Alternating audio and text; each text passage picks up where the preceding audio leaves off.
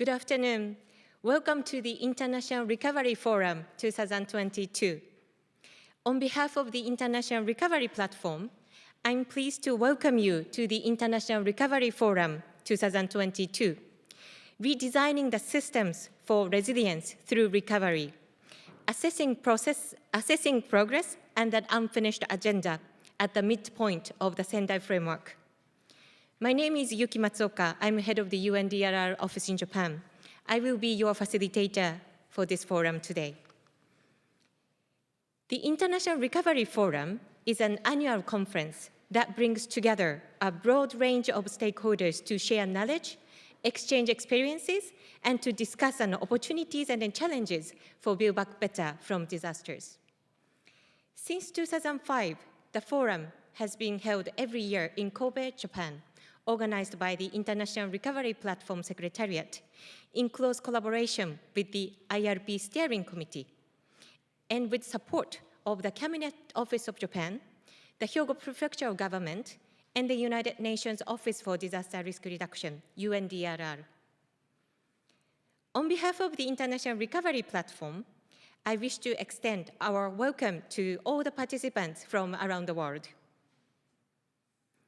Our aims over the course of this conference will be to look back and assess the last 6 years of progress and challenges in building back better for implementing the Sendai Framework. And secondly, to look forward to the latter half of the Sendai Framework and toward setting the agenda for advancing Build Back Better through 2030. We are honored to have more than 18 distinguished speakers and moderators participating from around the world today. We are all looking forward to their discussions and then also to your active participation. Before we open our first session, I'd like to share a few words of guidance for your participation. This forum offers simultaneous interpretation in English and Japanese. If you wish to hear simultaneous interpretation, please click global icon at the bottom of your Zoom account. Then select English channel or Japanese channel. If you do not click the global icon and do not select any interpretation channel, you will listen to the original language by the speakers throughout the forum. Please kindly note that we have 2 speakers who will speak in Japanese today. Please share your questions and comments through Q&A function in your Zoom screen. We will be monitoring the questions and will share them with the moderators for the interactive discussions. Please kindly note that it will be not possible for our panelists to reply to all the received questions. Therefore, the moderators will select only a few to direct to the panelists as the time permits. At the same time, the organizers will record all the received questions, share them with our speakers, and then reserve them for our future discussions. Please be informed that the forum today will be held in a hybrid modality, but without our public audience in the venue due to the COVID-19 situation in Japan. All the public audience are participating online. Now it is my great pleasure to introduce our first speaker in the opening session, Mr. Ronald Jackson. Mr. Jackson is the head of Disaster Risk Reduction and Recovery for Building Resilience team with UNDP. He is currently the chair of the International Recovery Platform Steering Committee. Mr. Jackson, please, you have the floor.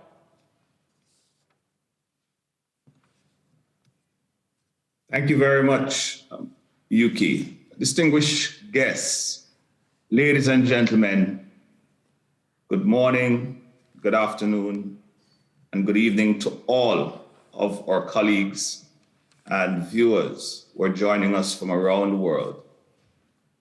As the chair of the steering committee, on behalf of my co-chair, Mr. Murakami, we're both chairs of the International Recovery Platform. I would like to welcome everyone to the International Recovery Forum for 2022 and express my gratitude to the Cabinet Office of Japan and the Hyogo Prefecture government for their continued generous support for the IRP and this important event. I also wish to share my appreciation for the IRP Steering Committee members and the partners who have composed this global partnership and whose leadership and support makes this event possible every year. The International Recovery Platform was founded in 2005 following the second UN World Conference on Disaster Risk Reduction to address the challenges and gaps experienced in the context of post-disaster recovery. It has since grown as a global partnership composed of United Nations organizations, international financial institutions, national and local governments, and non-governmental organizations working to strengthen knowledge and share experiences and lessons on building back better in recovery, rehabilitation, and reconstruction. The IRP's work supports progress on Priority 4 of the Sendai Framework for Disaster Risk Reduction 2015 to 2030, enhancing disaster preparedness for effective response and to build back better in recovery, rehabilitation, and reconstruction. This annual International Recovery Forum is a venue to support IRP's mission and its essential role within the Sendai Framework to share experiences, good practices, and lessons learned. Through this forum, we have the opportunity to learn from one another and to improve recovery practice so that we can build back better from disasters. Every year, the IRP Forum takes up timely and pressing issues for disaster recovery. Last year, the forum focused its attention on building back better from the COVID-19 pandemic and compound disasters. We sought to support countries and communities to meet the challenges of simultaneously managing a response and recovery from this unprecedented pandemic while confronting the challenge of natural and man-made hazards. The forum provided a platform for sharing innovations, solutions, lessons, and experiences from recovery practitioners from the local level, the national level, all the way on to the international space. We discussed how we can adapt existing recovery knowledge, tools, and experiences to the ongoing crisis. More importantly, we discussed the ways in which we can and already are using recovery from the global tragedy to create opportunities for building resilience, addressing the underlying vulnerabilities that were exposed and exploited by the pandemic itself, and achieving new, more sustainable pathways for development. As we look ahead to this year, the International Forum 2022 takes place as the Sendai Framework approaches the midpoint of its implementation. This represents an important opportunity to take stock of what we have achieved in disaster recovery under the campaign of Building Back Better, what we've learned, what we've overcome, and the challenges which remain, and what is on the horizon so that we can continue to innovate and advance preparedness, planning, and practice of resilient disaster recovery. The current context of the ongoing pandemic, recurrent natural hazard events, climate change, and the ongoing setback to achieving the Sustainable Development Goals underscores the necessity and timeliness of assessing progress, challenges for resilient recovery, and to consider what adjustments and actions are necessary for implementing the Sendai Framework Priority 4 moving forward. While recent disaster recovery experiences demonstrate how far recovery practice and policy have progressed, there are also clearly signals of continued challenges to resilient recovery across a range of settings. Disaster resilient designs, new technologies, progress in assessment, planning, financing, and recovery preparedness offer new pathways to building back better. However, as COVID-19 and other recent shocks have shown us, building back better and delivering greater resilience and improved development prospects for all continue to present challenges that we must overcome. New and emerging risks further complicate the outlook and necessitate a forward-looking agenda for advancing recovery practice. The International Recovery Forum 2022 provides us with a platform to reflect on implementation of Priority 4 and the challenges that remain, while setting a forward-looking agenda for continued progress. We have an opportunity to make a substantive contribution to the midterm review of the Sendai Framework and to set the stage for further deliberations at the upcoming 7th Global Platform on Disaster Risk Reduction and the 5th World Reconstruction Forum, or Conference, to be held mid this year, May 2022. The World Reconstruction Conference will be held this year under the banner of the International Recovery Platform. I am certainly looking forward to learning from the substantive discussions in this forum. And on behalf of the International Recovery Platform, I would like to thank all the participants who joined us today and look forward to your active contributions to the discussions ahead. Thank you very much. Thank you very much, Mr. Jackson, for connecting from Geneva very early in the morning. I'm now pleased to introduce our next speaker, Mr. SAITO Motohiko, the governor of Hyogo Prefecture. Governor SAITO has kindly sent his video message to the opening of the forum. 兵庫県知事の斉藤元彦です。国内外から多くの皆様のご参加を得て、国際復興フォーラム2022を開催できますことを主催者の一人として厚く御礼申し上げます。また、開催にあたり、さまざまなご協力をいただいた関係の皆様に改めて感謝申し上げます。さて、兵庫県ではこの1月17日で阪神・淡路大震災から27年を迎えました。この間、私たちは震災の経験と教訓を生かし、県民、行政が一体となりながら防災先進地づくりを進めてきました。その過程で掲げた理念こそ創造的復興です。単に震災前の状態に回復させるのではなく、21世紀の成熟社会にふさわしい社会の姿を目指していく。この兵庫の復興モデルは、ビルドバックベターとして国連の仙台防災枠組みにも位置づけられるなど、今では普遍的な理念として世界中に広まっています。本日のフォーラムでは、来年実施される仙台防災枠組みの中間レビューを見据え、ビルドバックベターの進捗状況とゴールである2030年に向けて残された課題などについて議論が行われます。本県としても復興の歩みの中で得たさまざまな知見やこれまでの取り組みの成果を改めて内外に発信していきたいと考えています。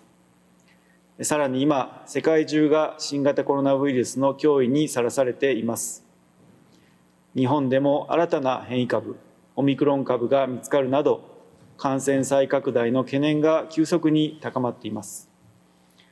過去のあまたの感染症と同様、いずれコロナも人類が克服する病になると考えられますが、一刻も早くそれを実現するためには、世界が国や地域を超えて連携、協力していくことが不可欠ではないでしょうか。まさにコロナからの創造的復興に向け、兵庫県としても皆様と一緒になって挑戦していきたいと考えています。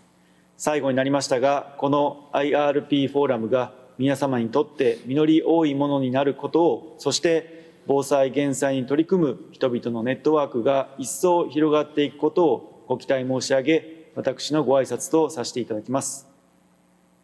Thank you very much, Mr. Saito. It is now my great honor to introduce Mr. Uchida to the podium to give welcome remarks. Mr. Uchida Yoshinari is the Deputy Director General for Disaster Management in the Cabinet Office, Government of Japan. Mr. Uchida, the podium is yours. 内閣府大臣官房審議官の内田でございます。本日はご対応のところ、多数の方々にご参加いただきまして、御礼を申し上げます。国際復興フォーラム2022の主催者の一人として開催にあたりまして、一言ご挨拶を申し上げます。まず冒頭、IRP の議長であります国連開発計画のロナルド・ジャクソンさんをはじめとする運営委員会の皆様、IRP の共同事務局である斉藤知事をはじめとする兵庫県の皆様、IRP の活動を支援していただいている UNDRR の水鳥代表ほか皆様、そしてアジア防災センターの皆様に御礼を申し上げたいと思います。本年もコロナ禍の状況を踏まえまして、オンラインを中心としたハイブリッド形式による開催となりましたけれども、継続してこのようにフォーラムを開催できることを心よりお喜びを申し上げたいと思います。おとといの17日、阪神・淡路大震災から27年が経過いたしました。ここに改めまして震災により亡くなられた方、そのご遺族の方々に心から哀悼の意を表しますとともに、当時世界中から寄せられました支援に深く感謝をいたします。阪神・淡路大震災は戦後の災害対策における大きな転換点となりました。特に創造的復興という考え方は、その後の災害における復興のモデルとなりました。この考え方は、昨年の3月で丸10年を迎えました東日本大震災の復興でも生かされているところでございます。震災で大きな被害を受けた東北地方では、防潮堤や道路の整備、町の復興はもとより、住民の防災意識の向上、復興の担い手の育成、そして個人団体など多様な主体がつながる場を設けるなど、ハード、ソフトの両面から創造的復興に着実に取り組んでおります。さて、今年のフォーラムのテーマは、復興を通じたレジリエンス構築のためのシステムの再設計、仙台防災枠組みの中間点における進捗状況と残された課題の評価でございます。2015年に国連で採択されました仙台防災枠組みは、まもなくその折り返し地点を迎えます。我が国は第3回国連防災会議のホスト国として、仙台防災枠組みの着実な推進が大変重要であり、2023年の中間報告に向けて、防災に関する機運を国際的にさらに盛り上げていくことが必要であると考えております。そのためには、防災に関する多様なステークホルダーが協力していくことが重要です。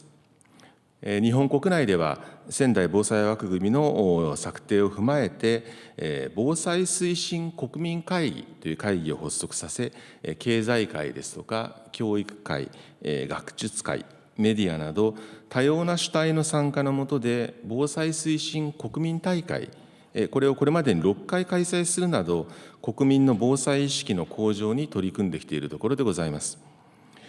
一方で、近年の気象災害の激甚化や頻発化などを踏まえますと、事前防災投資を通じて災害に屈しない強靭な国土づくりを着実に進める必要がございます。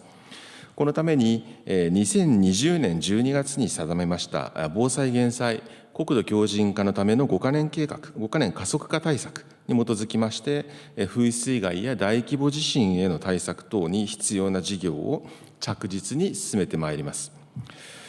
このような中、本日のフォーラムでは、仙台防災枠組みに掲げられたビルドバックベターについてのこれまでの到達点とこれからの展望を確認することがテーマとして設定されております。気候変動の影響等により世界各地で災害が多発する中で、災害に対してより強靭な地域を再興していくためには、ビルドバックベターは一層重要な考え方となってまいります。本日の基調講演およびパネルディスカッションを通じて、ビルドバックベターに関して世界各国のさまざまな取り組みやそこで得られた知見が共有されることを期待をしているところでございます。我々内閣府は兵庫県とともに IRP の設立を主導するとともに IRP の活動を支援してまいりました。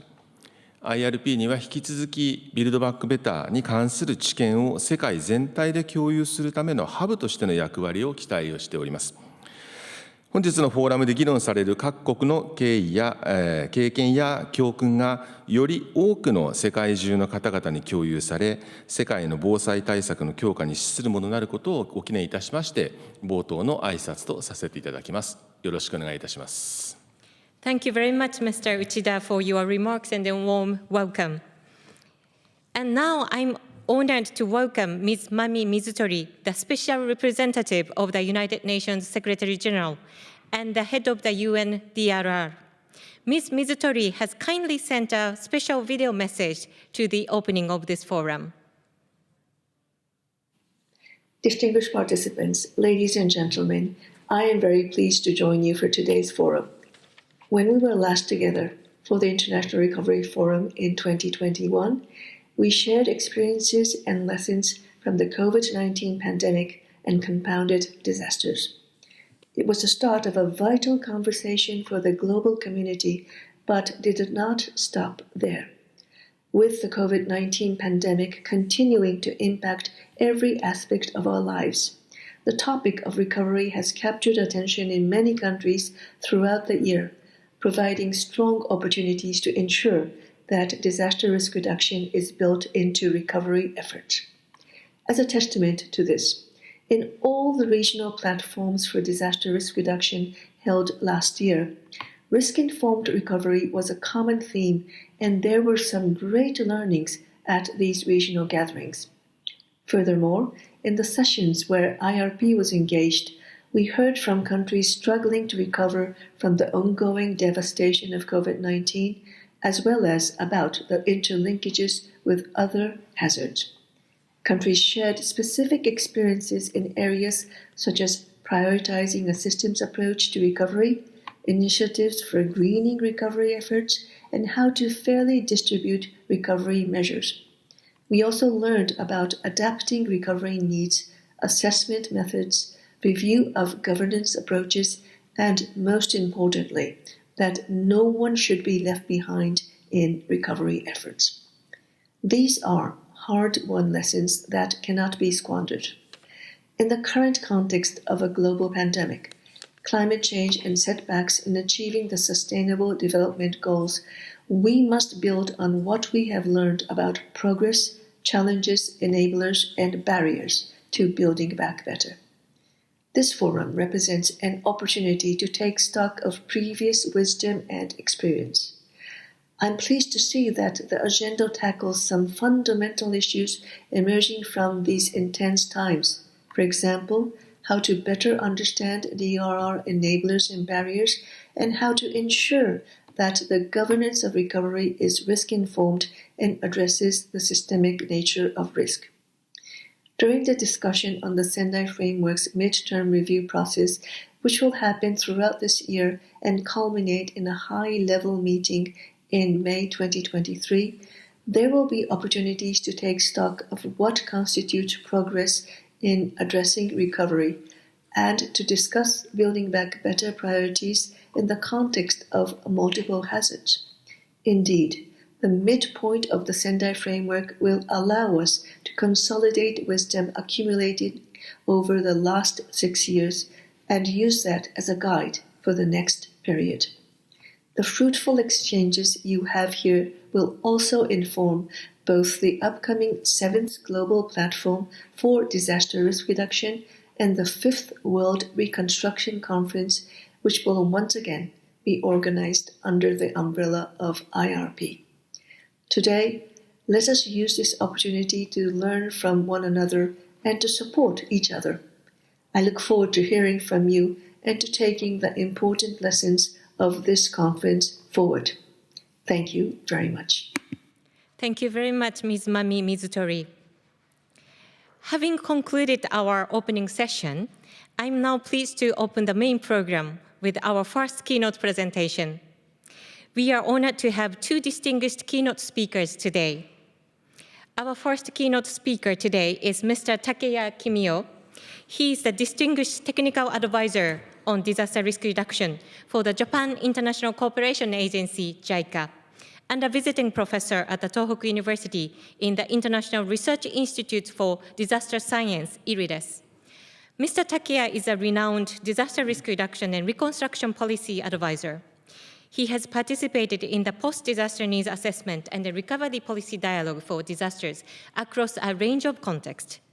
He was a main member of Japanese government delegation for negotiating for the formulation of the Sendai Framework for Disaster Risk Reduction. He is presenting progress and achievements in Build Back Better since 2015. Mr. TAKEYA, the podium is yours. Thank you very much. I'm very honored to make the small presentation here. So let's talk about the progress and achievement in Build Back Better since 2015. Before talking about the after Sendai Framework Agreement, I'll talk about the before Sendai, what happened. So serious regret from past experience, not only the government, but from the donor side of JICA. What happened after Sumatra tsunami in Aceh? That's a very serious issue. Impact of Sumatra tsunami, all of you maybe know that the first internet errors and mega disaster, which gave the reality by the disaster and gave huge impact to the people through the internet movie like this. So many of you have experienced to saw this. And this was the first time we really know the impact of the tsunami just blow through the houses. So land use plan. After the Sumatra tsunami, we also discussed with the Indonesian government and we proposed about a land use plan to avoid reborn the same risk again in the same place. But this was the recovery master plan proposed from JICA.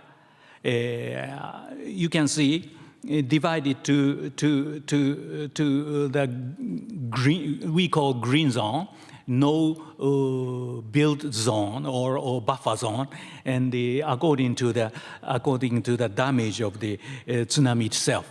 And in Aceh, all of you know that the population of the city of Aceh was close to 200,000, and the mortality caused by the tsunami was 100,000. Almost close to 50% of the people, residential people, died by this tsunami.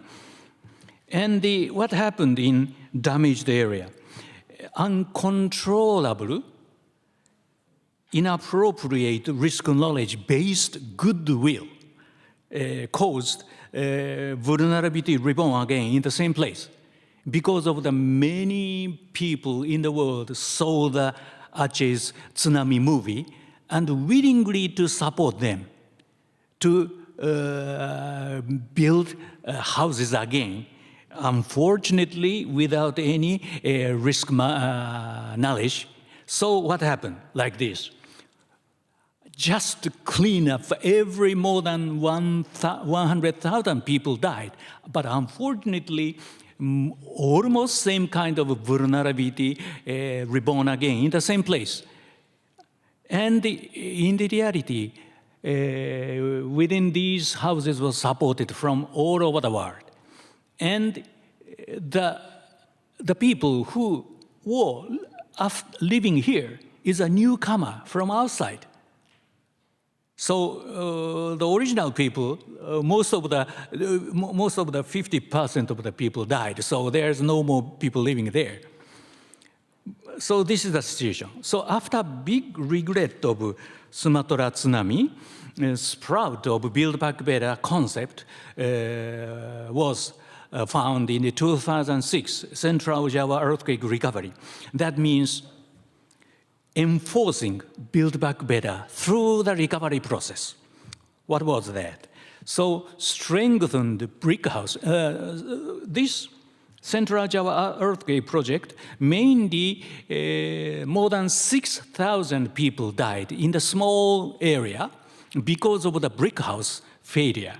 So JICA proposed simple enforcement technique, strengthening, deliver recovery fund only using this enforcement technique. So in order to realize established housing permission system with on-site support by government, more than 300 staffs in every village. So using this kind of pamphlet and show the very simple but effective strengthening techniques for brick houses. And we put the, open seminar to the village people, and just they used the new strengthening techniques. In such a case only, Indonesia Aceh Special Province Government delivered a reconstruction fund. So if they want to get to the reconstruction fund, they must mobilize the new technology, new mechanism, new technology to strengthen the brick houses. And just 10 years after this earthquake, almost same kind of magnitude earthquake happened in Central Java also, but no one died there. And within 1 year, we built 100,000 villages reconstructed within 1 year. It's an amazing number of the houses. So after the system established, I said over 100,000 strengthened houses was built successfully. So the concept is to prevent same vulnerability reborn through reconstruction. So, but not defined build back better as a terminology at the time. So JICA tried to realize build back better concept for world standard using UNDRR Sendai meeting together with other countries like Philippines. So 2030, for example, Typhoon Yolanda caused hit in case in Philippines. So JICA tried to realize build back better concept. I'm sorry, maybe same presentation. Okay, government first document for recovery shows clearly the concept of build back better by JICA, how to say, support. So for example, you can find out reconstruction assistance on Yolanda government first reconstruction plan book. They put build back better concept on the bottom of the cover page. Just 3 days before publishing, I discussed with the presidential office and the vice president and the minister of finance and minister of reconstruction. They fully agreed, and immediately they stopped printing and put the build back better in the cover page. So this is the first document used build back better, almost same wording as Sendai Framework. So in this build back better concept, later I will explain, not only protection seawall, like protecting the seawall from the storm surge, but also for revitalization of local industry from primitive fishery to more productive and sustainable fishery. For example, like this, just put this no-build zone along the seaside and control zone as a buffer zone and safe zone, both protected by the road raised seawall functions. But not only this kind of physical structure, but also try to make the fishery from primitive more productive in order they can maintain these kind of social systems. So from production to market reconstruction and new job. Every livelihood we try to support. So build back better concept was proposed from Japanese government to Sendai Framework. For example, build back better was a common sense in Japan, like Kobe or before Kobe, but not common sense in the world at the time. So many lucky situations could lead build back better to the world standard in Sendai Framework. A little bit talk about that. Usually we got a pre-zero draft document so for the discussion. Starting from this kind of document, in the pre-zero document, priority 3, standard development, priority 4, preparedness for response, priority 5, social, economic, and environmental resilience. These priority 3, 4, 5, we don't agree. Japanese government strongly want to change it. For example, priority 3, standards development, it not connected to real risk reduction. And preparedness for response is prevention is more important than response. And also social, economic, and environmental resilience, this was the final goal and not the action. So we strongly proposed a concept of the build back better proposed from Japanese government, that is, which is written, the build back better concept is to utilize disaster as an opportunity to create more resilient nations and societies than before through the implementation of well-balanced disaster risk reduction measures, including physical restoration of infrastructure, revitalization of livelihood and economy industry, and the restoration of local culture and environment. So this was a concept proposed from the Japanese government. Of course, Build Back Better was the common sense of Japanese people, especially in Kobe, here in Kobe, and other damaged areas, and some experts in the world, not limited to Japan, but not clearly defined as a common sense or as a terminology. So, original concept of prepared paper for 2014 by Matsumaru and me, TAKEYA, for UN meeting 2015. It was disaster risk reduction for economic growth and livelihood. And in this book, clearly mentioned achieving Build Back Better in recovery and restoration. So, concept itself was coming from this book. This is the first official book. And finally, we changed priority number 1, that's okay. Priority number 2, okay. Priority 3 to change to investing in disaster risk reduction for resilience. Clearly different priority action. And number 4, enhancing disaster preparedness for response and to build back better in recovery, rehabilitation, and reconstruction. So this was the final. So these action has some logical structure. Once again, I want to emphasize that usually investment for DRR, preparedness for disaster, and then disaster happen, then build back better for recovery. So this is typical disaster management cycle. And these cycles were led by the governance of the mainly governance of the central government, local government, and municipality. And these management cycles should be based on the scientific base, not the emotional or not the political will. Knowledge, evidence, science base. This is the structure of the Sendai Framework action, priority action. So then, how about after Sendai Framework for DRR agreed, did World Reconstruction Station changed?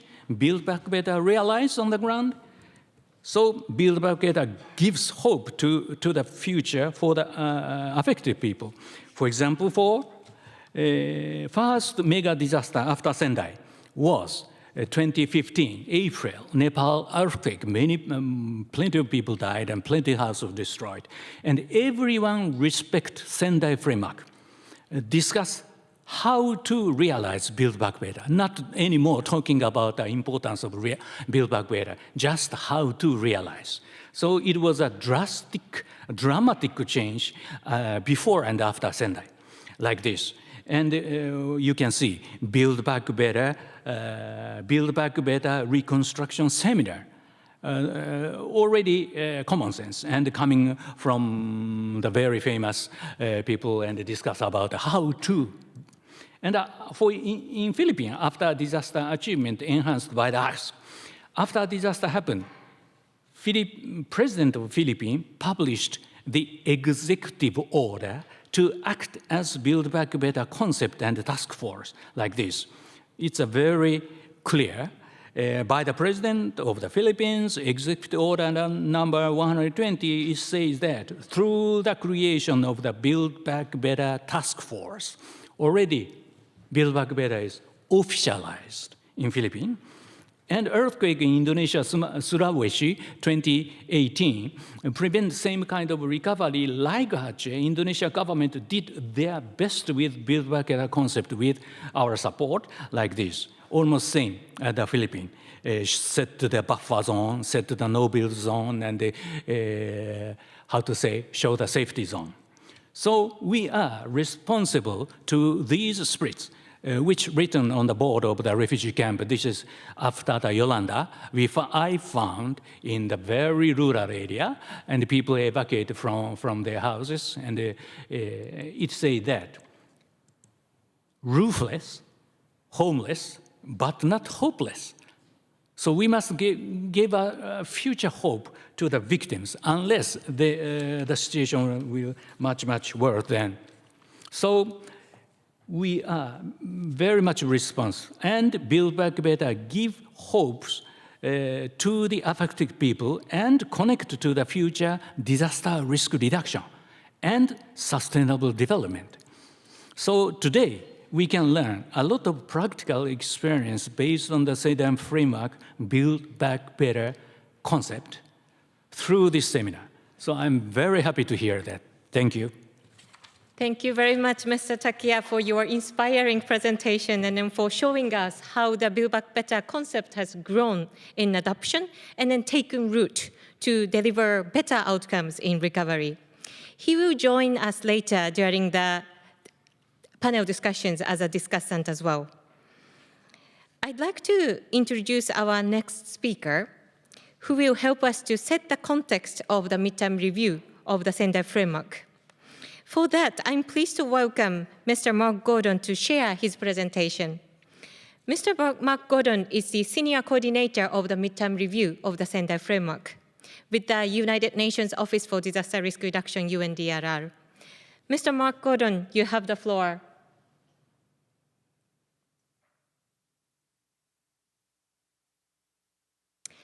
We cannot hear you, Marc. Yes, go ahead. Is that any better? Yes, thank you. Go ahead, Marc. Okay. Thank you. Thank you very much indeed, Yuki. Good afternoon, Excellencies, delegates, friends, and colleagues. So nice to see so many familiar and friendly friends on this call.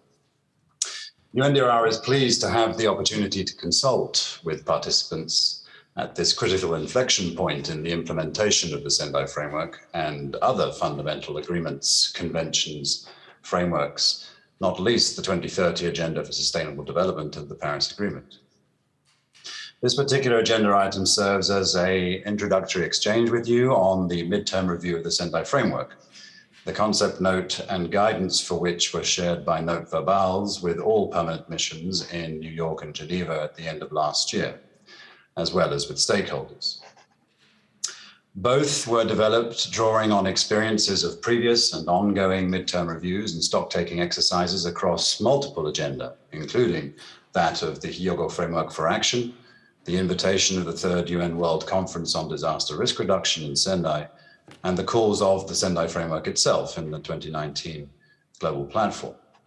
And importantly, the decision of member states in the UN General Assembly in 2020, and indeed the resolution adopted in last month to hold a midterm review of the implementation of the Sendai Framework, the initiation of which the UN Secretary-General recommended should come immediately, and so that it would conclude at a high-level meeting in May of 2023.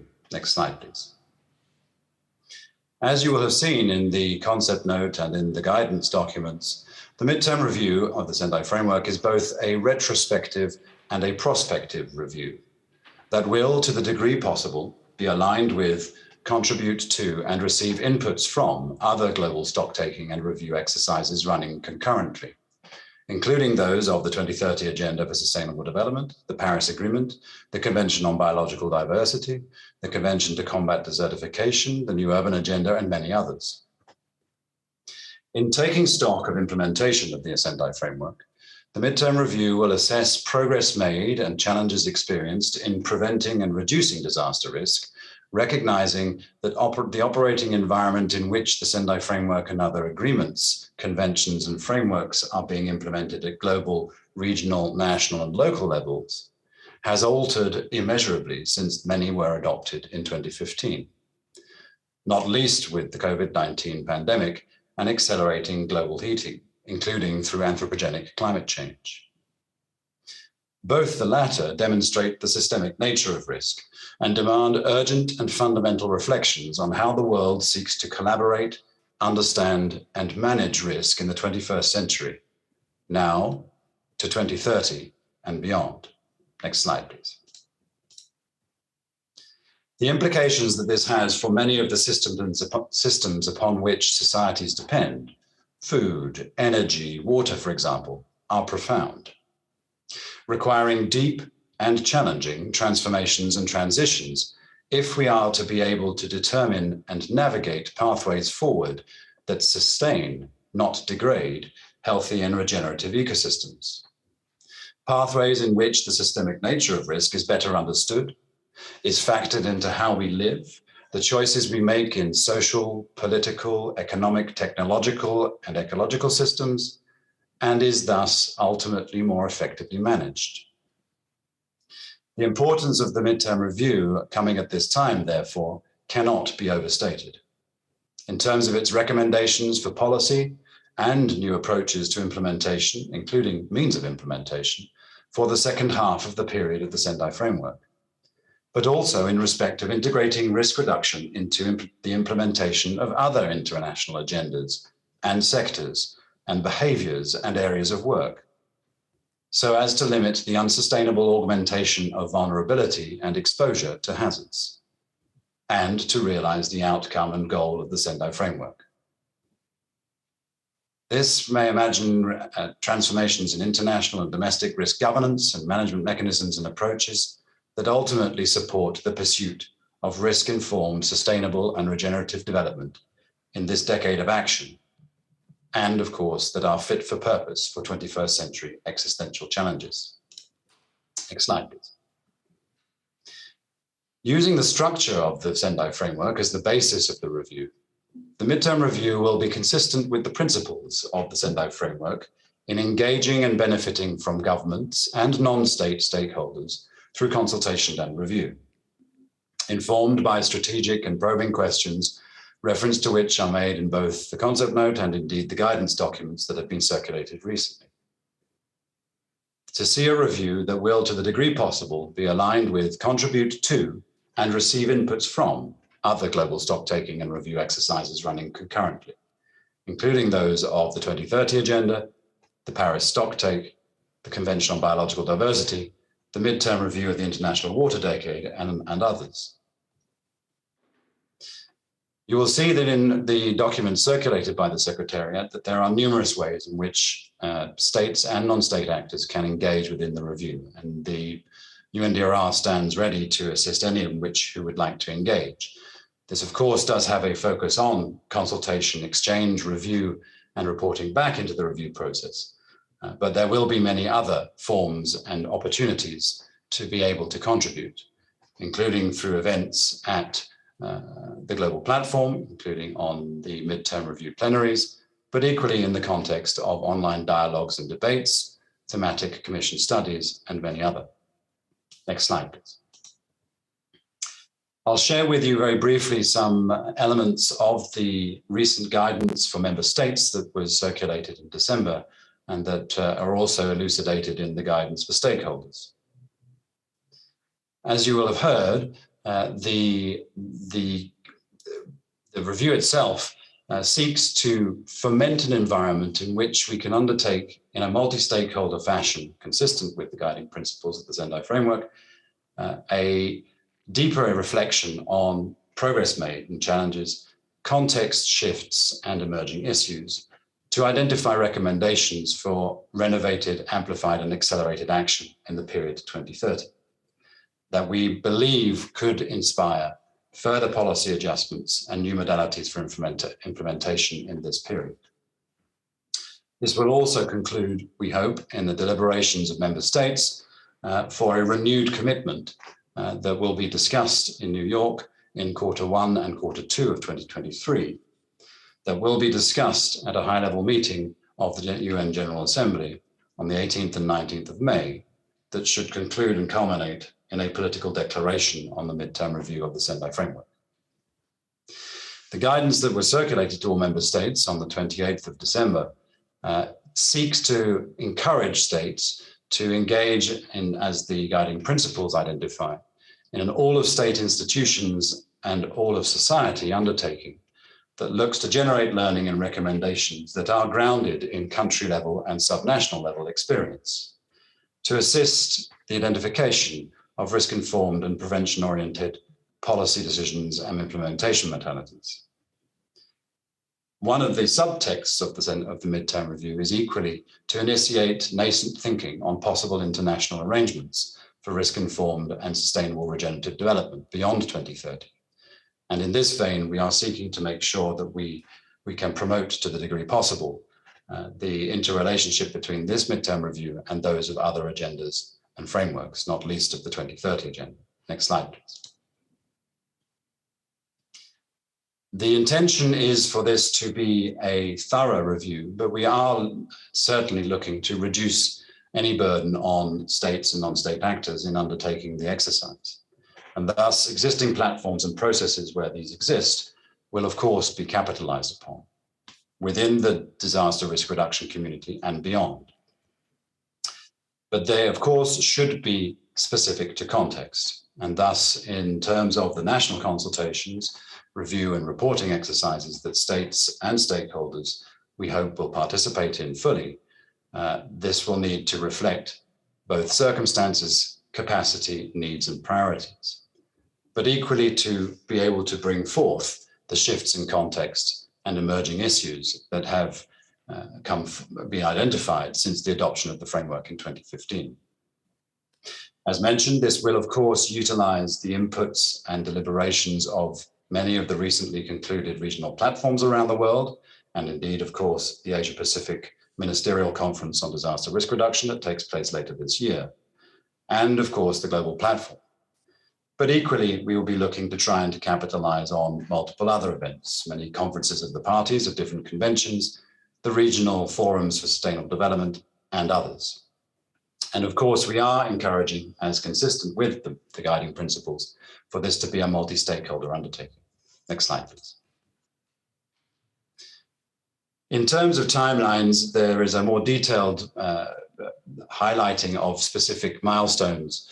But in terms of state interaction, we have encouraged states to take a structured approach to designing and undertaking the rollout of the national consultations and review exercises, including the identification of roadmap and timelines, identifying focal points and coordinating mechanisms, and then identifying the types of consultations and review modalities to be employed, which could be online in many instances as COVID restrictions continue to play out in many country contexts, but ideally in person if that is to be possible.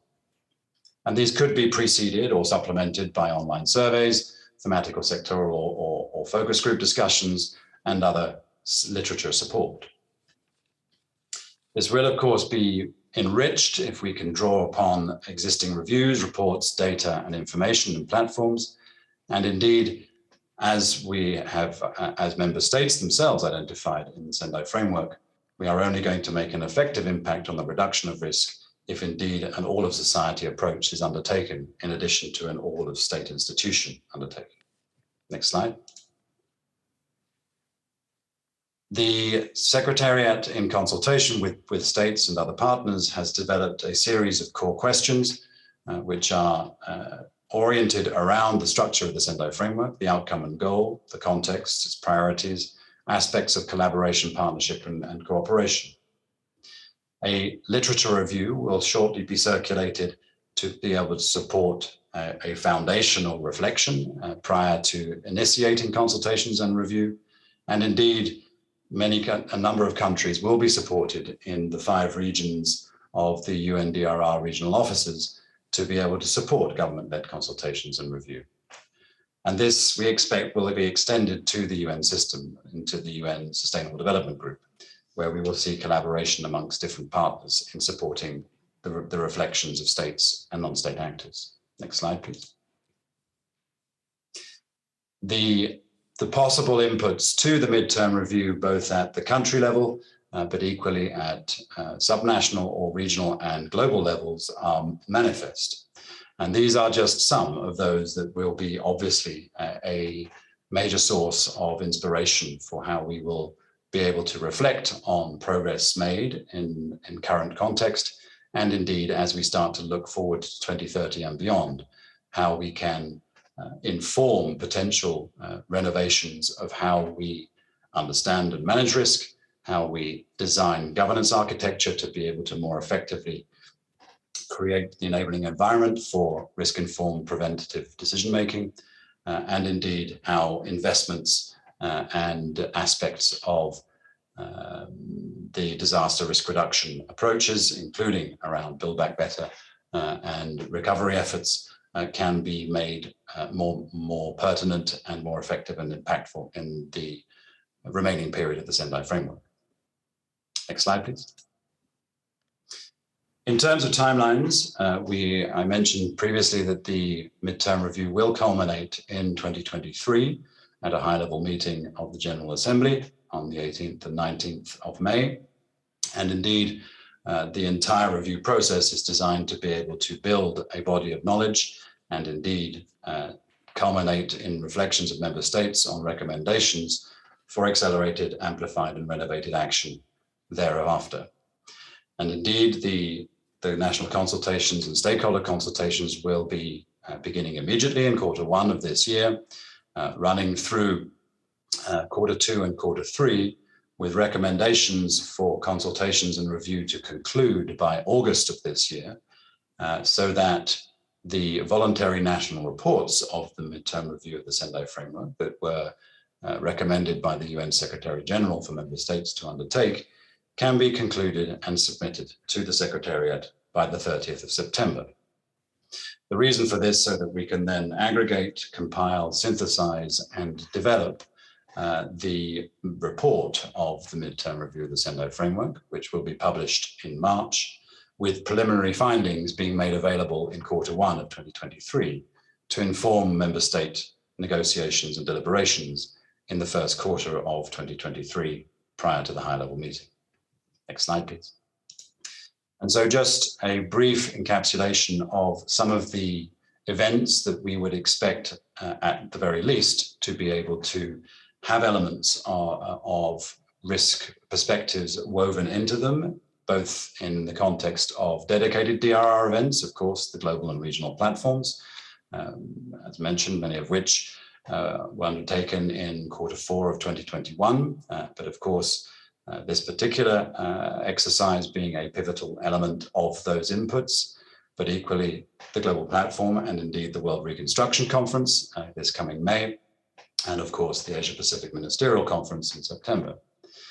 But of course we would be seeking and inviting states and non-state actors and all partners with a role in understanding and better managing risk moving forward, to assist us in injecting a risk-based discourse into many other of the ongoing events and processes within which we would encourage a greater reflection on understanding and managing risk. And these are just some of the examples of opportunities that present themselves in 2022 and 2023. By no means exhaustive. There are, of course, much more information contained in the concept note and the guidance documents, but of course, the Secretariat remains at your disposal if you should require additional information. And I thank you. Thank you. Thank you very much, Marc, for giving us a very clear understanding about the roadmap of the Sendai Framework Midterm Review. And then also thank you for connecting from Geneva early in the morning. So before moving on to our panelists, I'd like to share a brief video from IRP, sharing reflections from the IRP Steering Committee member agencies on some of the key areas of progress as well as the challenges that remain.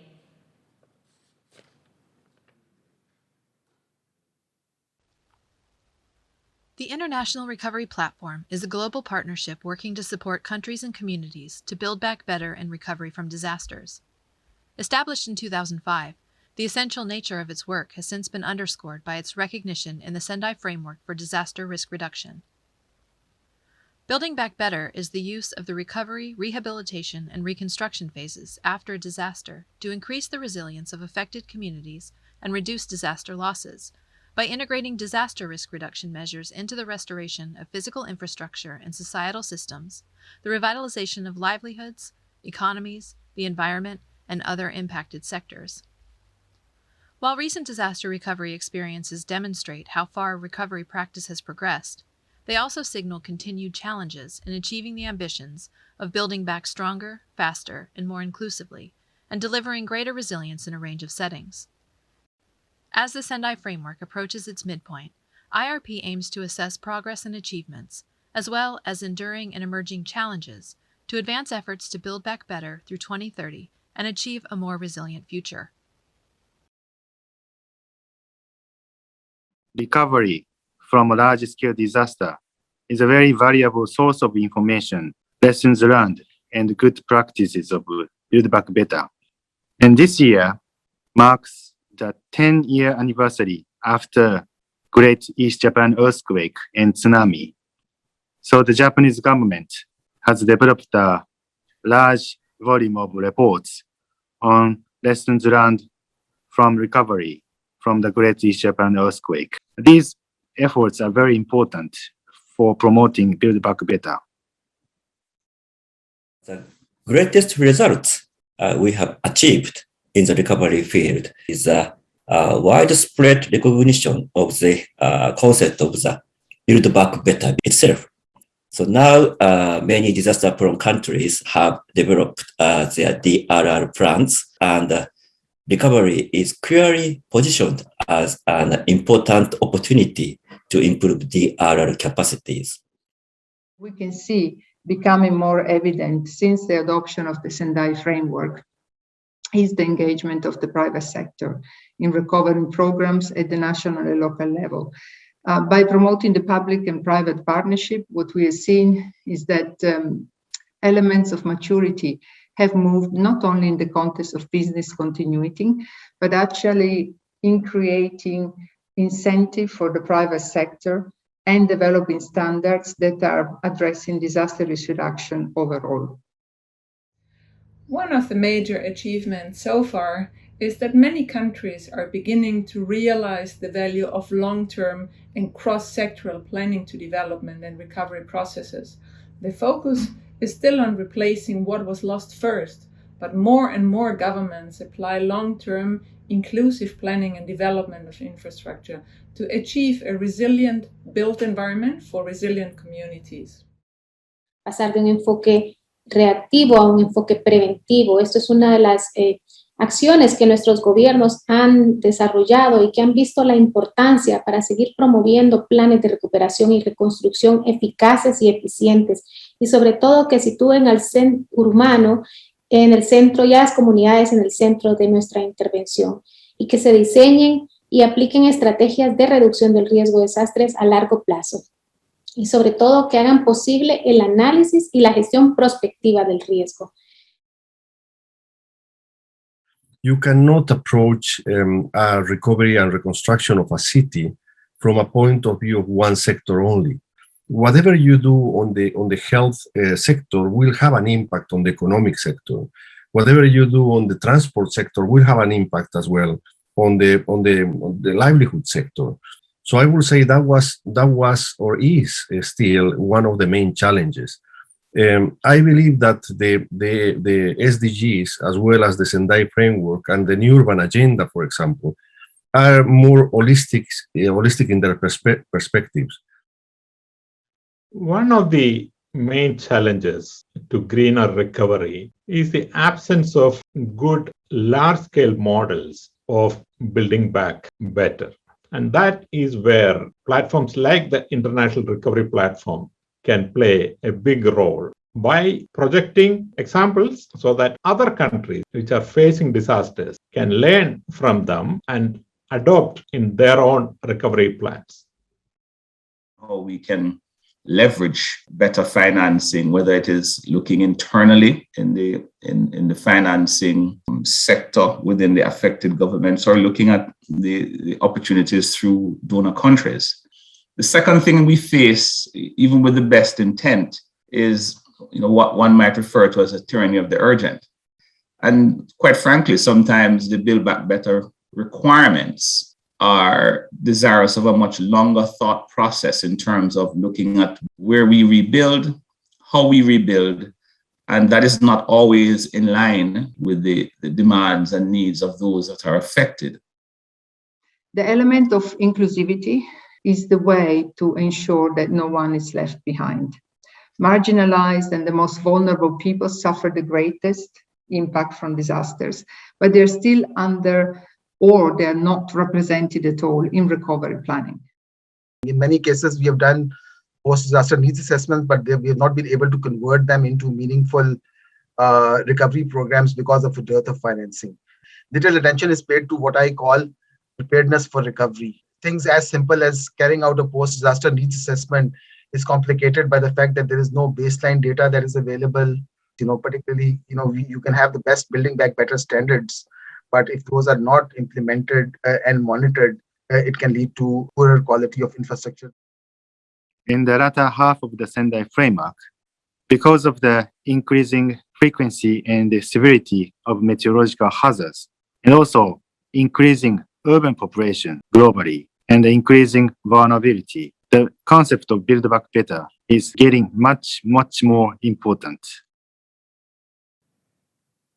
With these excellent stage-setting presentations, now I'd like to open our first panel session, assessing 6 years of progress and challenges in the implementation of the Sendai Framework Priority 4. I'm pleased to introduce our moderator. Ms. Christel Pratt is the Assistant Secretary-General for the Environment and Climate Action within the Secretariat of the Organization of African, Caribbean, Pacific States. We have 4 panelists in the panel 1.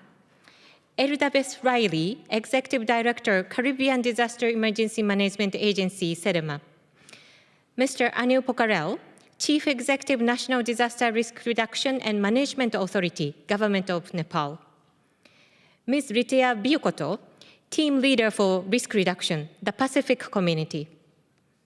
Mr. Nathan Ukumo, Acting Chief Director, Department of Civil Protection, Ministry of Local Government, Public Works, and National Housing, Government of Zimbabwe. We will also ask Mr. TAKEYA from JICA to join later during the interactions as a discussant in this panel. For audience's information, the forum program is available at the IRP website together with the biography of all the speakers today. Ms. Pratt, please, you have the floor.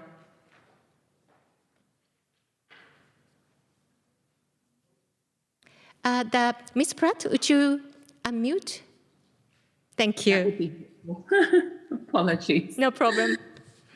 Good morning, Yumi, and good morning, good day, and good evening to you all.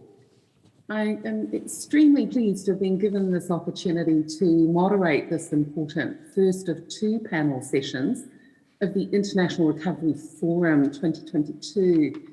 It will focus on assessing 6 years of progress and challenges in implementing the Sendai Framework's Priority 4, and that is to build back better in recovery, rehabilitation, and reconstruction.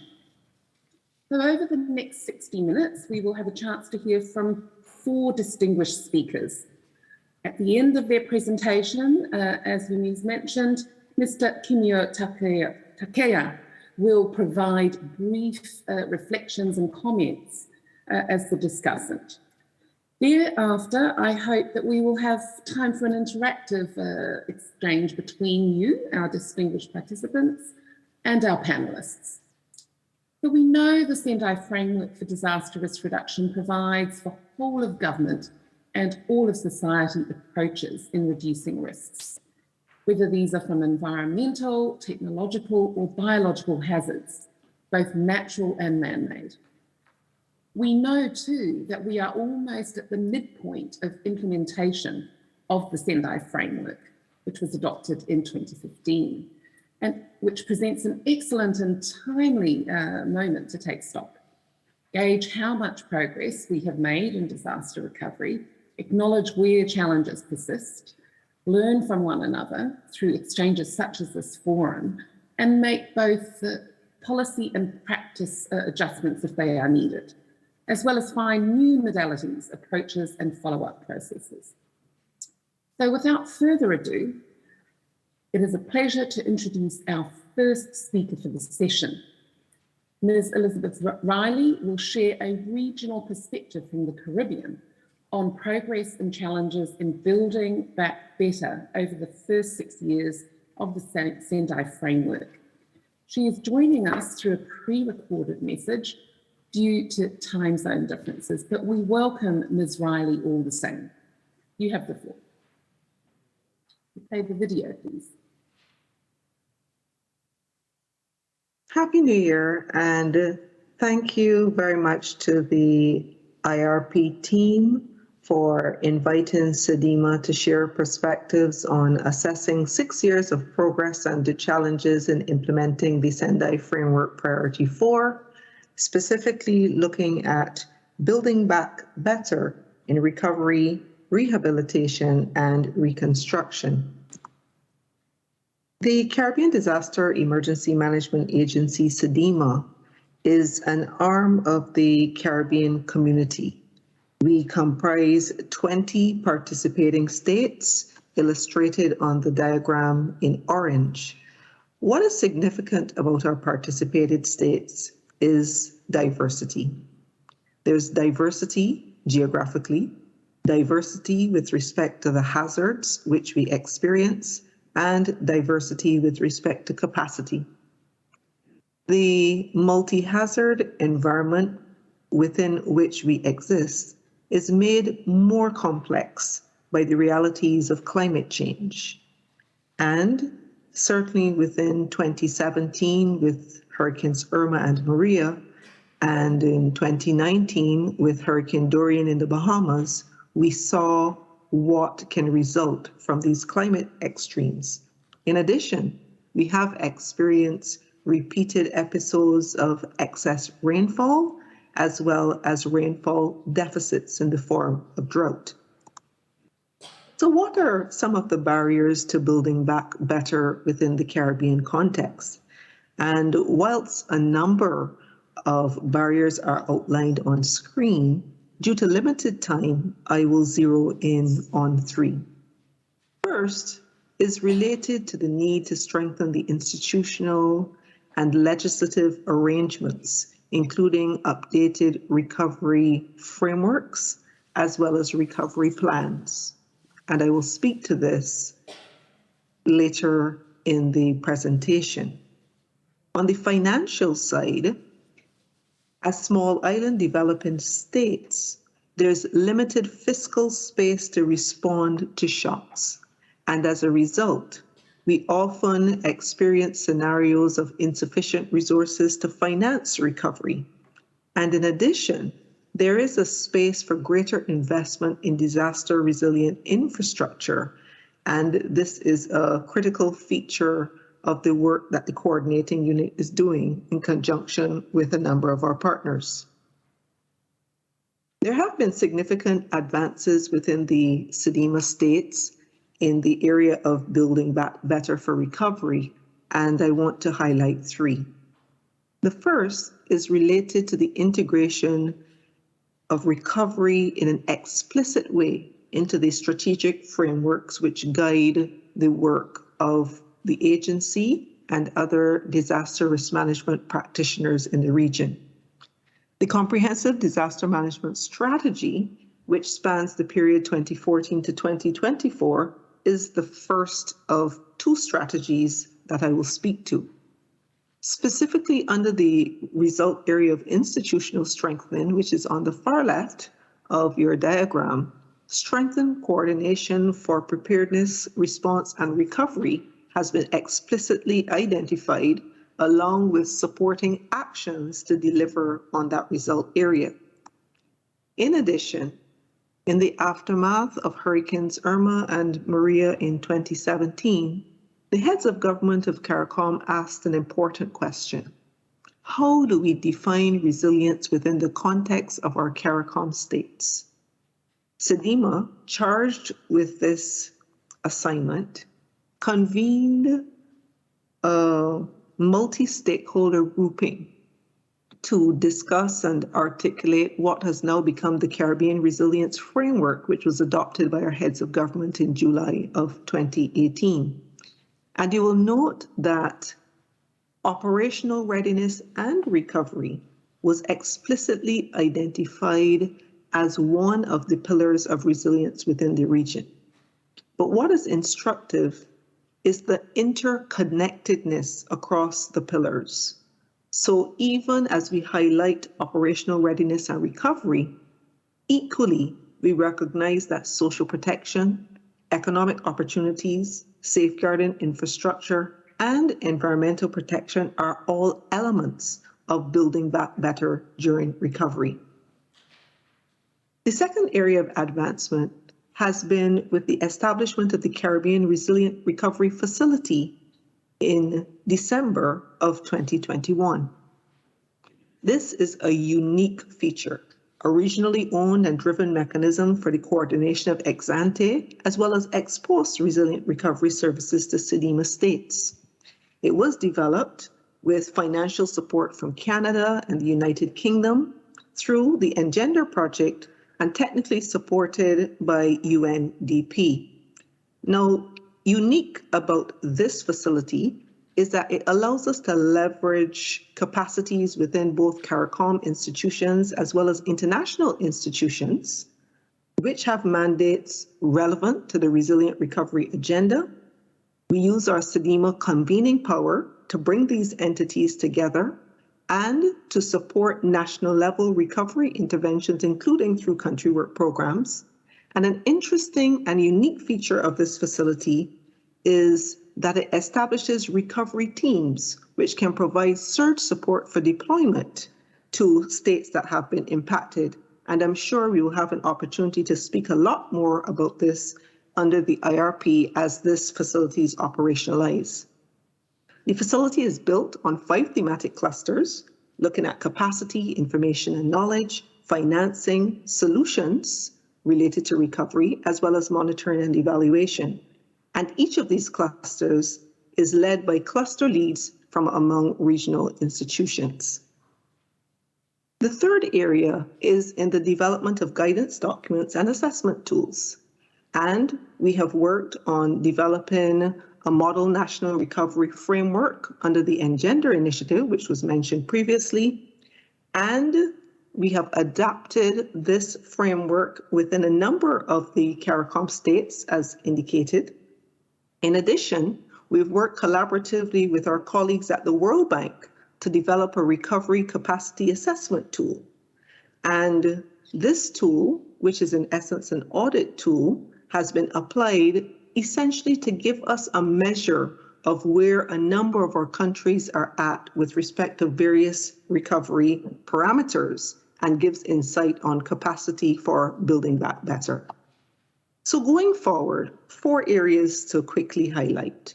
1, we need to have a better understanding of risk, particularly within the context of climate change. And we know from the State of the Caribbean Climate Report that all climate parameters within our region are changing. We need to learn from our experiences through documentation and sharing.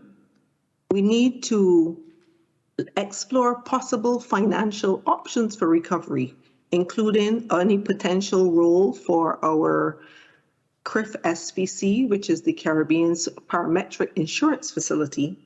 And of course, we need to monitor and measure where we're at in terms of the delivery of Build Back Better and guidance with respect to recovery. Thank you very much for the opportunity to contribute and best wishes for the remainder of the forum. I thank you.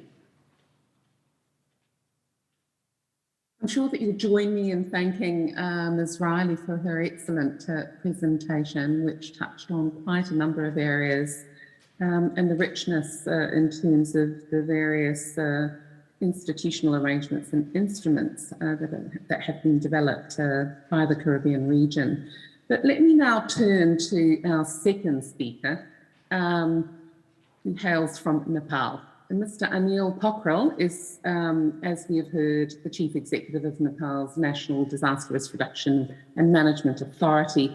And Mr. Pokhrel will share with us lessons learned from Nepal's recovery from the 2015 Gorkha earthquake.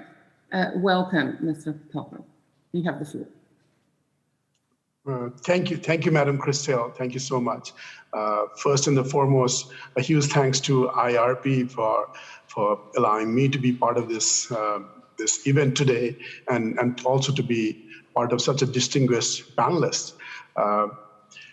Next slide, please. as you all know, exactly 5 weeks after the adoption of the Sendai framework and the UN World Conference on DRR in Sendai, our country, Nepal, experienced the largest earthquake ever experienced by our generation. This was a 7.8 magnitude earthquake with massive extent of damage, mainly in the central part of the country. More than 8 million people were affected. The economic damage and loss amounted to be more than $7 billion. More than 8,000 people died, and an extensive damage of infrastructures, schools, private houses, but also other infrastructures, monuments. And so it really made a huge blow to Nepal's economy, and thus, next slide, please, and thus the need for a design, reconstruction, and recovery process. Soon later, in 2017, the government of Nepal then enacted the Disaster Risk Reduction Management Act. It was very much influenced by the Sendai framework as well. It does focus into the risk reduction arena, but also captures Pillar 4, especially in terms of reconstruction and recovery. And following that, we've also come up with Nepal's DRR policy and its strategic action plan. I'd particularly want to draw your attention on the strategic action plan, especially on the next slide, please, which imbibes the 4 priority pillars as stipulated by the Sendai framework.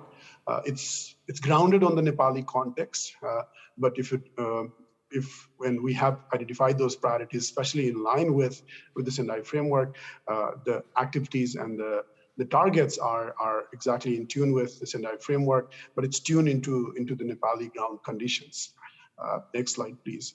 And now reflecting back on the midpoint through since the 2015 adoption of the Sendai framework, what we see is the biggest set of learning, especially in terms of the earthquake reconstruction and recovery, which started with a post-disaster needs assessment that was supported by a lot of international partners, and also a lot of ministries and interministerial committee formed for undertaking the PDNA.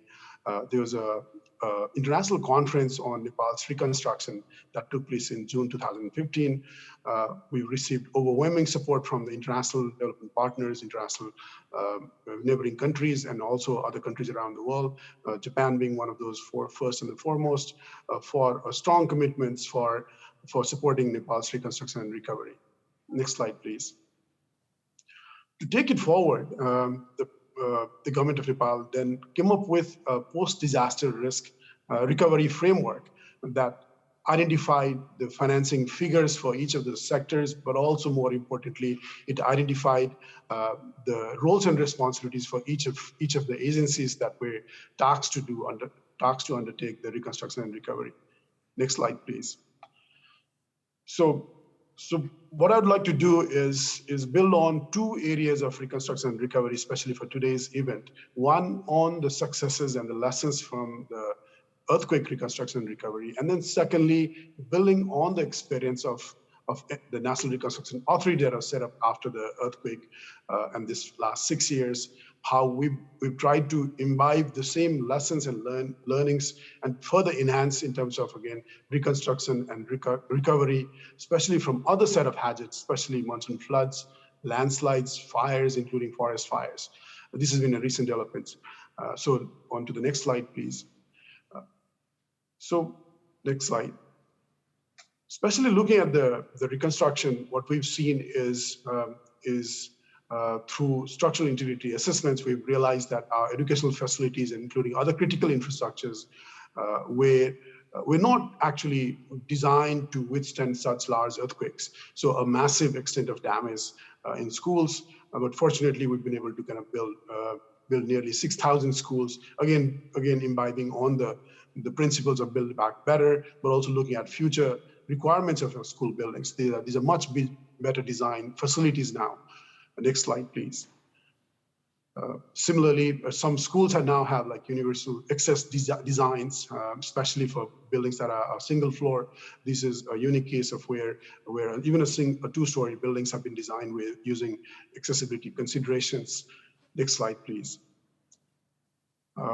Huge learning, especially in terms of retrofitting of school buildings as well, as not all the school buildings were completely damaged. Next slide. So we could see some of those schools, hundreds and hundreds of children are now studying in a much better facility that would withstand future shocks such as earthquakes, but also other disasters. Next slide. Another picture of schools. We could see the extensive number of children that are housed in these schools. Next. Not only schools, but also health facilities have been reconstructed. Next slide. In the interest of time, I'm going to flip to the second slide as well. Public buildings as well, including security offices, the army, the police. Next slide, please. And these were constructed using, again, a revised building code that did follow the Build Back Better principles. Now, the biggest set of learning for us came from reconstructing on the private housing, where nearly 800,000 houses have been rebuilt, and it's considered one of the success stories, especially in terms of undertaking private housing reconstruction. Well, that's a success stories, but we've also had some experiences as well. And so building all on these experiences, especially constructing and recovering, we've now, especially within the last 2 years, ever since the setting up of the National Disaster Risk Reduction and Management Authority, we've now used the lessons from the National Reconstruction Authority and the earthquake reconstruction into designing reconstruction and recovery programs for families and houses, and including structures affected by the floods, landslides, fire, and forest fires. Next slide, please. What we also noticed is these kind of disasters are kind of spread throughout the whole country. Next slide, please. It marks some of those disasters. So these are the progresses made in terms of reconstructing these private houses. Next slide, please. One key fact that I would want to kind of highlight to this August gathering today is some of these settlements that have been there for centuries are now not able to continue living in these kind of settlements. This settlement, what we see in the left-hand picture, has been there for centuries, and now with flooding and with aggradation of riverbeds and massive amount of sediment, particularly triggered by high extreme amount of rainfall attributed to climate change, these settlements are now rendered unfit for settlements. And so this is where the need to resettle these historic settlements to other safer areas is a challenge. And this is a story of one particular village in the mid and far west region of Nepal.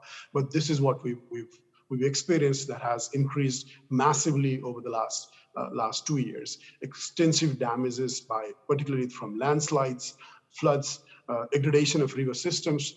The recent one being a wiping out of a major interbasin transfer of water supply project being supported by ADB, a multi-billion-dollar, million-dollar project is now is really kept into a complete halt. So that's the extent of, again, climate change impacts that we're experiencing in such a mountainous country in Nepal. So the challenge for us lies in again imbibing the principles of Build Back Better, but also leaving no one behind. And when we do such kind of resettlements into safer places, but also reconstructing these infrastructures. Next slide, please. So some of the key lessons that we've learned is, especially from both the National Reconstruction Authority's experiences and our recent experiences, is that despite the political transition, again, there's a huge pressure for government to really disperse single tranches for reconstructing and reconstructing some of these private houses.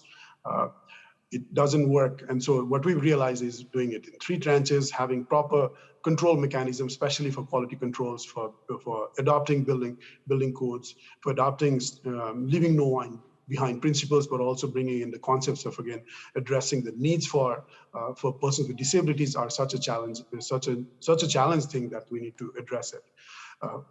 doing reconstruction recovery in far-off remote places that have very little infrastructure is a huge challenge, but also the human resources capacities are also equally challenging. Huge investments needs to be done, especially in terms of building capacity of engineers, masons, local elected governments. But we've also experienced is, again, undertaking reconstruction recovery in urban settings is even more challenging than the ones in the rural areas.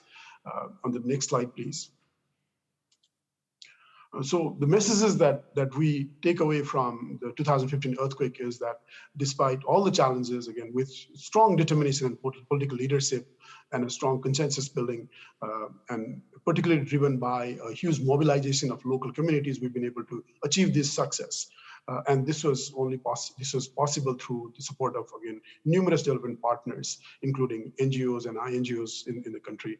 And having an autonomous entity such as the National Reconstruction Authority with legal mandates really helped drive this process. Needless to say that, again, Build Back Better principles really helped us in terms of really looking into the future shocks, in terms of designing the settlements, houses, and infrastructures. But one of the key success behind this, this fast-track reconstruction is the owner-driven reconstruction process, where the financial disbursement took place directly into the beneficiary's account. And this is where a stronger feeling of resilience and the process to learn how to get money, how to get these processes being done. We've also been pretty much considerate on in terms of, again, leaving no one behind when targeting the poorest of poor and the most vulnerable, such as the person with disabilities. It's still a huge amount of work needs to be done. Onto next slide, please. So the way forward for us is manifold, but especially I'd like to highlight 5 key lessons. Especially on going forward, the disaster resilient development has to be an integral component of the national development agenda, without which our investments could be wiped out, like in the cases that we've seen ahead. Institutions such as NDRMA and NRA, with special legal authority and financial and human resources are so much required. And to establish and strengthen DRM institutions and systems at all levels of governance is so much important. We need to work with local governments because they are the ones who are at the forefront in terms of really integrating these risk considerations and multi-hazard risk considerations into future planning. Fourth, on the systematic planning, the implementation and monitoring framework for disaster resilience, such as the one in national strategy. We're planning to come up with a national disaster resilience framework by 2030 in line with the Sendai framework. And for us going forward also requires scaling up NRA, the National Reconstruction Authority's reconstruction and recovery learnings into a scale into other districts and areas which were not affected by the earthquake itself. So these are the key lessons that are very much built on our experiences for the last 6 years. And it's interesting to note that it coincides with the kind of halfway through of the adoption of the Sendai framework. So with this, I'd like to stop my presentation and pass this floor back to our moderator. Thank you so much. Thank you very much, Mr. Pokhrel. And you know, of course, quite a lot to try to compress into this very short presentation. But I do feel that participants did get a really good flavour for just really how Nepal has been able to respond and recover to an extremely catastrophic earthquake, but to use that, you know, as learnings going forward. So thank you very much, and I'm sure that there will be questions for you when we move into the interactive segment. But if I now could move to the Pacific region and to Ms. Litea Buipoto. She brings the Pacific region's perspective on its progress and challenges in building back better since the adoption of the Sendai framework. But before I yield the floor to Litea, it is fitting that all of us pause for a moment to recognise and realise the difficult and dire situation that the Kingdom of Tonga is currently facing as a result of the explosive submarine volcano and the associated tsunami and ashfall that occurred just a few days ago. It has impacted their islands, their lives, their property, and their livelihoods. So coupled with the challenges of the COVID-19 pandemic and the fact that Tonga is and has been COVID-free, COVID-19 free, international partners will need to be considerate of this as they assist and support Tonga. Just felt that we should just remember our family members in the Kingdom of Tonga at this time. So good evening, Litea. It's great to see you again. You have the floor. Everyone. I mean, for the Pacific, the last 6 years has come with successes, but we've also been faced with challenges. You know, of note would have been the endorsement of the Framework for Resilient Development in the Pacific, which is basically the integrated strategy that the Pacific has that basically brings together some of the commitments under the Paris Agreement, as well as with the Sendai Framework of Action. The work around the Framework for Resilient Development is actually quite key for us, because it doesn't just provide us with some guidance, but what it also does is actually it brings together a composite of partners who actually work in this space along with the countries that we're working in. And you know, the work of the work is actually coordinated through a 15-member task force that includes representatives from across civil society, countries, plus the development partners in the private sector that we work with. And this is quite key as well, because the very partners that we're actually engaging with in the region are the same partners who support and work with countries through the response, the recovery, as well as the long-term development priorities that countries have. So what are some of the changes that we've had? One of the things that we've seen is the involvement of central agencies getting involved during the response and really starting to set the scene towards the recovery effort. You know, really that initial planning towards where do we go to for the recovery work. However, that said, what we do realize is that, you know, as with the Caribbean, the governance and the institutional arrangements around recovery are not always well defined, nor are they well understood. You know, which is sort of a strange place to be, given that you have this really robust, coordinated humanitarian response, and then when you're starting to look into recovery and you know, with a pathway towards development, you suddenly find that we're again being quite focused in terms of the sector that we're working in. You know, I'm also missing that opportunity to collaborate with the other partners and with the sectors that make up government, as well as the partners that actually could provide support if needed for recovery. Post-disaster needs assessments have been one way or one avenue in which we've been able to bring sectors together in the Pacific, and not just identifying the recovery needs, but also in helping the sectors actually come together to evaluate what are those contributions to the disaster effects that we're actually calculating.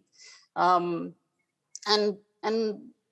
what we're finding is that if Build Back Better is not about investing in resilience, then what is it? And I think that's probably the change that we don't always see as we transition from response to recovery, and ensuring that recovery is actually embedded within the development priorities of countries. You know, and I recall a conversation very early on. When I say early on, I mean about 10 years ago, you know, following an assessment, and it was about improving access to wash services following a flood event. And the conversation was around whether or not it belonged in a recovery framework, or whether it was something as a development priority. And I think herein lies the problem, because if we're not addressing development priorities in our recovery, rehabilitation, and reconstruction effort, then we're really setting ourselves up to repeat the same experiences that we're actually going through when we're in response phase, and potentially also an exacerbated impact or effect. Now, I mean, in addition to the institutional arrangements or the governance arrangements for countries, there is also a need for that to be supported also by the requisite capability needs for people working in this space. So, aside from the engineering or policy expertise that tends to be provided to work through governments, there's also a need for us to work with our counterparts. And some of this may fall outside of the recovery phase itself, but we do need to provide that opportunity for countries to be able to grow that expertise. And this might be something, as mundane as having project management capability. One of the realities of COVID for the region has been that countries have also had to look inwards, to look at their capabilities in-house or in the countries to see how, one, they can actually coordinate their own response, but also in looking at what can we do now for recovery. And Vanuatu in 2020, when Tropical Cyclone Harold went over the northern part of the group, looked and mobilized to try and see, one, who was going to actually anchor the recovery work, and where could they actually source support from partners externally. And this was really done really by a UNDP who provided that support, that TA. However, all the groundwork was actually done by the sectors, coordinated by the Office of the Prime Minister. And this really re-emphasizes for us the need for capacity development to be able to, one, assess the disaster effects, but also to help with the design and the implementation of the recovery program itself. And one of the challenges that we often have when coming up with recovery packages is, how do we actually ensure that the recovery itself is going to be risk informed? And one of the concerns that's often raised is the cost of actually being risk smart. And I think that there's some learnings and some lessons that we can share from across from similar small island developing states and from other regions. But at least for the recovery program, some of the lessons that we've learned is, one, is that there's definitely a need for us to be able to upskill and engage our local expertise, strengthen and develop some of the capabilities around project management. And governance arrangements for recovery also needs to be understood by the partners, the sectors, the agencies who actually work together to support the recovery effort. And Christelle, that's it from me.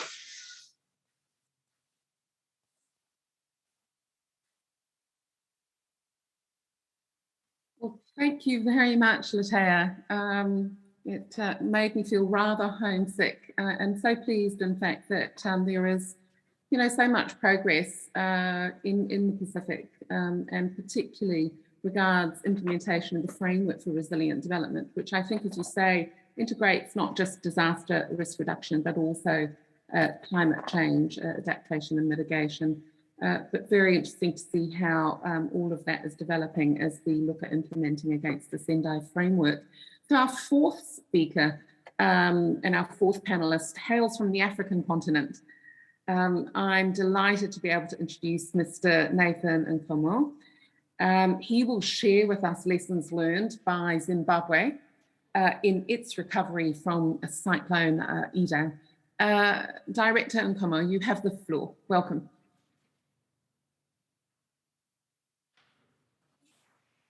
Morning, thank you very much. I want to start by thanking the IRP for inviting Zimbabwe to this important platform, which I view as a precursor to the global platform. We are already in the mood. May is too far for us, and I'm sure the purpose of this platform will assist us in sharing our experiences, in showcasing success stories as a result of our collaborative framework with development partners, the World Bank, the African Development Bank, the private sector, and the leaders at community level, which constitute our architecture of managing disasters in this country. Our focus definitely, as you mentioned, on redesigning systems for resilience through recovery, and this will be strictly the Zimbabwean case study. And I'm happy that the Sendai framework in its implementation in Zimbabwe has taught us not to do things in a haphazard manner. And listening to the previous presentation, I think that's the model we will also follow. So thank you very much. Next slide, please. It is no doubt that Zimbabwe remains vulnerable to the effects of climate change, and that climate change has resulted in Zimbabwe being vulnerable to quite a number of hydrometeorological hazards in the form of droughts, in the form of floods, and in the form of cyclones. And the biggest cyclone to visit Zimbabwe, as we are all aware, was the cyclone Idai of 2019, which left unprecedented levels of destruction in this country. And to exacerbate our situation is the current pandemic, which is COVID-19. And going back to Cyclone Idai, you would find that it has tested everything we thought was in order, including our systems. After we lost quite a number of people to the tune of 347, 200 injured, quite a number of people still missing, some still buried in our sister country of Mozambique, ready for exhumation and repatriation back to Zimbabwe after we have undertaken some DNA tests. So Cyclone Idai remains a turning point in the disaster risk management history of Zimbabwe, as we have to change almost everything in terms of the architecture, and it had to invite quite a lot of political will and commitment.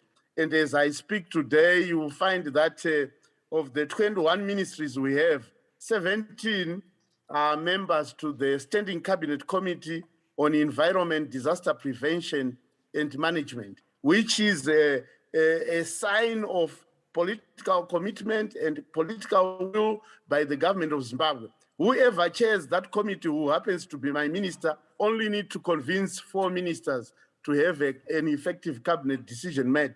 However, first and foremost, we looked at our functionality of the systems as a way of enhancing disaster preparedness, and we realized that we could not do it alone. So the current model, where we are working with the World Bank and the African Development Bank through UNOPS, and UNOPS with its other UN agencies, were to capitalize the Department of Civil Protection and other civil protection organizations in terms of providing early warning systems. That's why you find in our presentation, we have the Meteorological Services Department. We had to harness technology to ensure that that preparedness is also enhanced. Next slide, please. Next slide, which says advances in enhancing disaster preparedness. But one key factor, as we said, our recovery is not an end in itself.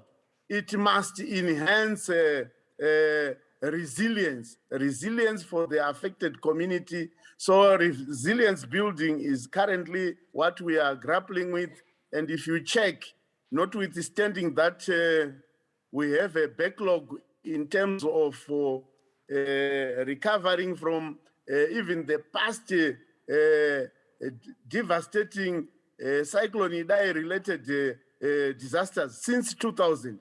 To date, the government of Zimbabwe has injected quite a substantial amount of money towards the recovery of infrastructure, especially roads and bridges in the twin districts of Chimanimani and Chipinge. And this has added a lot of value and meaning to our recovery and resilience programs in those districts affected by, and more importantly, the work being done by the World Bank and the African Development Bank is highly cherished. And other partners such as China Aid are also supporting us in rehabilitating the affected wards, and also some of the implementing partners who managed to access ECO funds had a crisis modifier in them, and they've assisted us a lot in the recovery of our people in Chimanimani. And the concept of building back better, which our previous presenter alluded to, remain an important cog in our reconstruction activities. And we ended up having climate resilient infrastructure through redesigning all the infrastructure, and UNOPS being the lead UN agents in that aspect is doing quite a lot. So we now have what we can refer to as climate resilient infrastructure. We have done some hazard risk mapping with the assistance of UNESCO.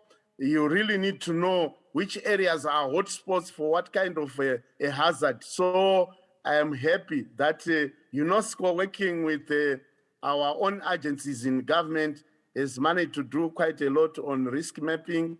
Communication remains key, and the ministry responsible for information has been driving this process, not only on paper. We now have quite a number of community radios as a way of enhancing that communication. But to start with, we had to look at Chimanimani, Chipinge, and Nyanga because of their similar terrain. Moving on to integration and inclusivity. I am sure for those who are viewing my presentation, you can see some smiling faces showing that people have now fully recovered from the effects of Cyclone Idai. They are now able to produce for their own livelihood. And all our disaster management committees at national, when I say national, from the cabinet committee, the national civil protection structure, the provincial structures, the district structures, and more importantly, we have a critical mass which we always harness in Zimbabwe, one of traditional leaders. The 36,000 of them, we have now primed them and ready to make them effective first responders to end disasters. Yes, in this whole process of building back better, there are some barriers, but we have also tried to come up with measures to ensure that, yes, whilst there is need to build back fast, there is also need to do it properly. I know after a disaster, as we respond, this idea of bringing or restoration of a sense of normalcy, it always put pressure on disaster practitioners, but it has to be managed. And in terms of disintegration, we have a clear architecture now for managing disasters in Zimbabwe. For reference sake, if you read the rapid impact needs assessment, which was done by the World Bank on page 79, you will see that architecture there. And that's the blueprint we follow when we are all dealing with disasters in Zimbabwe, so that we have a coherent team. And devolution has now played a role in terms of enhancing our tentacles as we manage some of these disasters. So issues of bureaucracy can now be tackled at district, at local authority level, without necessarily referring anything to the center. The center will be only there for quality control and monitoring progress in terms of implementing all those programs. Support required to do your build back better. That's the financing. Yes, whilst our appeal to the international community only yielded 133 million, that actually gave the government more ideas of how to move ahead, of how to forge ahead in recovering and building resilience for our people. So mostly you will find that whilst partners were augmenting government efforts, government had to inject in quite a lot of money. I want to thank you once again for inviting Zimbabwe to this important platform. Thank you very much. Thank you very much, Mr. Nkoma, for sharing those experiences from Zimbabwe following Cyclone Idai, and for really highlighting a couple of different points, such as the issues around communication and devolution being extremely key, and countries really, if you like, using domestic resources, helping themselves in terms of building back better. And the resource challenges that we have when we have to do that. Thank you, Mr. Nkoma. And now, if I may, and I'm very conscious of time, move to Mr. Kimio TAKEYA, who will, as I already mentioned, just provide some brief reflections. Any highlights, observations, and comments that you may have, Mr. TAKEYA, on the interventions that we have just heard is welcomed. You have the floor. Thank you very much. Because of the time constraint, I quickly comment. According to, it's very interesting to see face country or organization and two inland country. So it's quite different. So I prepared, can you see this? So diversity first, she said that the diversity is, there's several diversity, like a hazard diversity or location diversity. Location diversity means geographically limited diversity, like a flood or landslide and so on. And geographically wide hazard disaster is like a earthquake or storm surge or strong wind. It's quite different. So that means, including disaster risk reduction investment and build back better, we should tailor-made to each disaster. And from that point of view, and also the most important thing is 3 points, maybe leadership, budget, and capacity. So both important, but mainly by the leadership, we can change the budget. By the leadership, we can enhance the capacity. So someone said that they redesign systems for resilience through recovery process. That's a very nice wording. It's quite true. And also from Nepal, Pokhrel-san said that they clearly mentioned about the government role and local government role and community role. So, for example, government function must be always keeping after the disaster. So based on this, critical infrastructure like a core hospital or school for evacuation camp, and we can maintain and operate.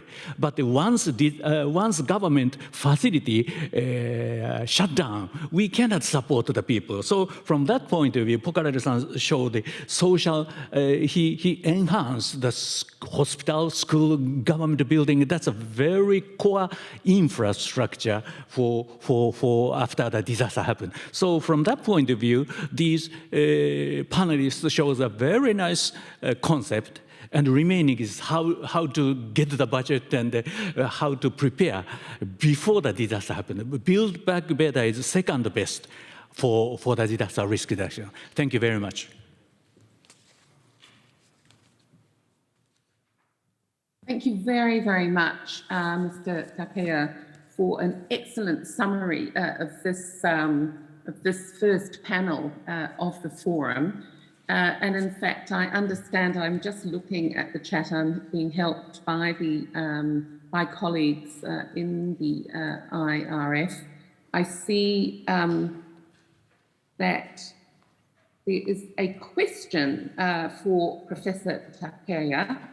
And the question is, to what extent did the Japanese government involve civil society in the Build Back Better strategy, So no questions at this stage for the panelists. I'm conscious of time, but that question to you, Professor TAKEYA. Japanese government. To what extent did the Japanese government involve civil society organizations in the Build Back Better strategy? Yes, in Japan, Build Back, in the beginning of Sendai Framework, our Prime Minister at the time, Prime Minister Mr. Abe, made an opening speech, including the first Build Back Better, because Japanese people is very aware about the, once disaster happened, try to not only recover, but also try to prevent the same kind of disaster for the future development. So disaster risk reduction is the key issue for the sustainable development of the country, of the people. So from that point of view, the Japanese government never discussed about a Build Back Better internally or domestically in Japan. It's a common sense of the people, and people also request the politician during the election of the new mayor, election of the governor, election of the parliament people, if the candidate talk nothing about a disaster risk reduction, maybe he cannot get a post. So it's a very common sense. That means we are in the people's common will or common sense or common desire is very important to influence the government. So it's something like not the trade-off, affect each other. The people's will affect the government, and the government will affect the people to make the, how to say, pre-disaster investment for the future. And then once disaster happens, use the disaster as a trigger to make more resiliency using the concept of Build Back Better. So thank you very much. Thank you very much, Professor TAKEYA. And so I have now only to thank you all very much for your attention and for your active participation. I know that you all will join with me in thanking our speakers, Ms. Riley, Mr. Pokhrel, Ms. Boykoto, and Mr. Nkomo. I thank our speakers for a richness in their presentations. I think we really are left with a few key messages from each of these. The need to take a whole of government and whole of society approach to implementing the Sendai framework, but also to achieving our disaster risk reduction ambitions and objectives. The need for strong institutions and instruments, and importantly, the need to embrace the principles of Build Back Better in our implementation going forward. I've very much enjoyed moderating this session, and I thank the IRF organisers for this 2022 forum. This now ends the first panel session. Thank you very much and good day. Thank you. Thank you very much, Ms. Pratt, and then all the panelists for the panel one, together with the discussant, Mr. TAKEYA again. Thank you very much for your very informative and useful discussion. Now, before we move on to our second panel, I'd like to take this opportunity to announce new recovery knowledge products.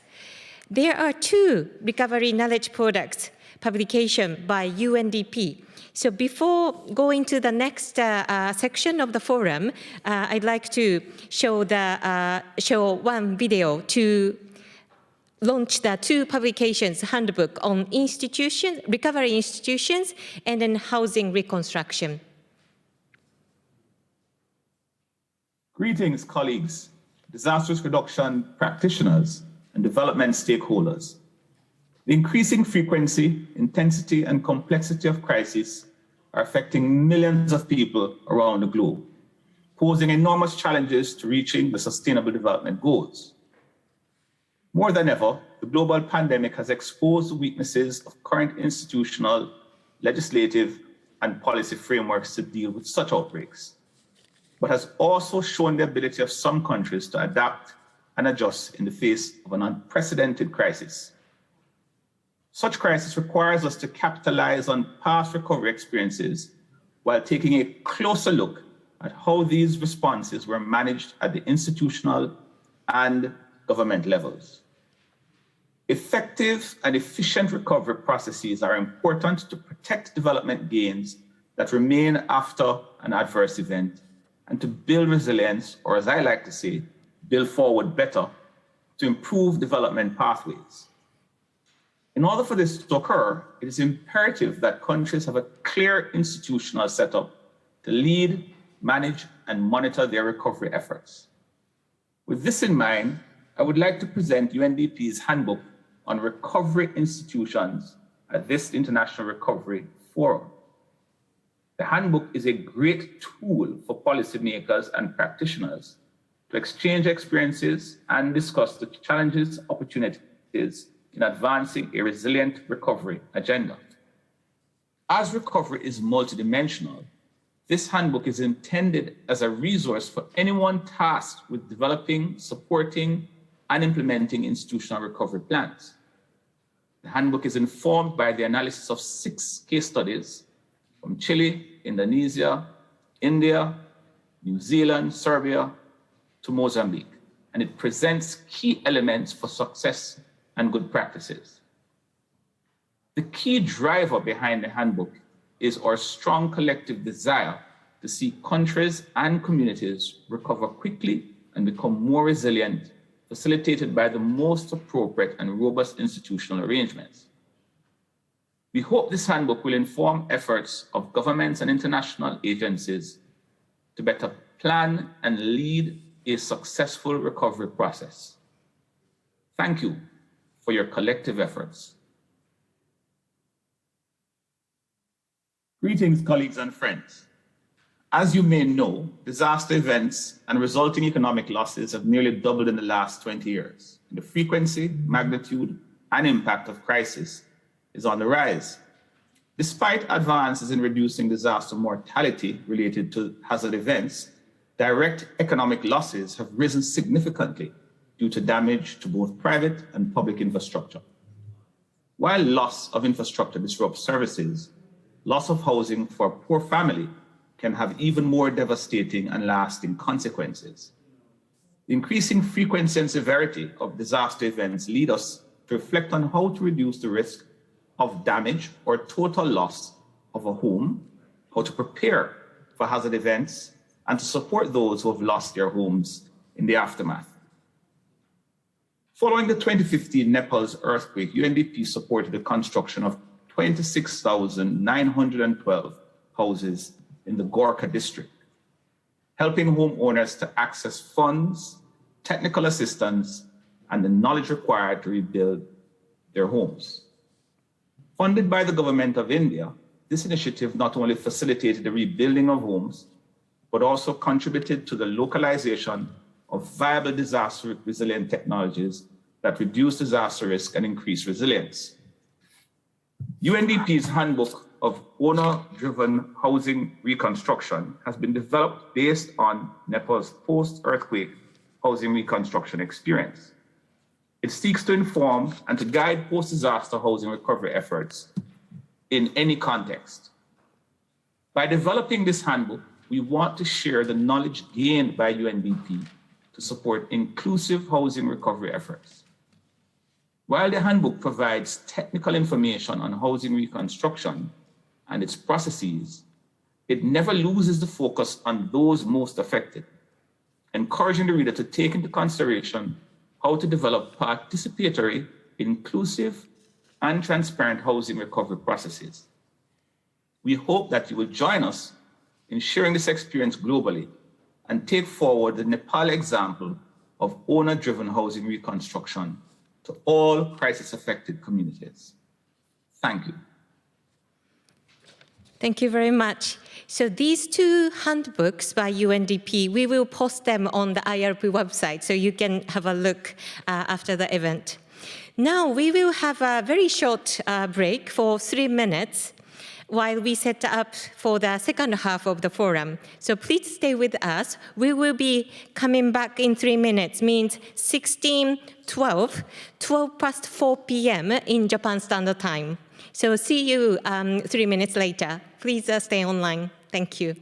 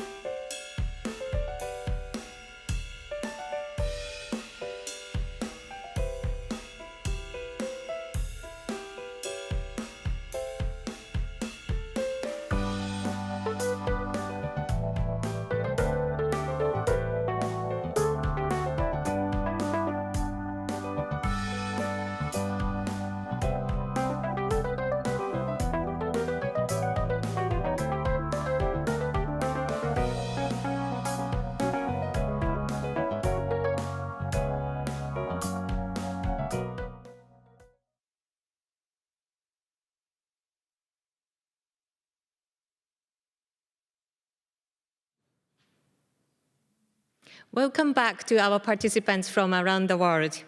We have concluded our brief break, and then I'm now pleased to open the second half of our program with our second keynote speaker.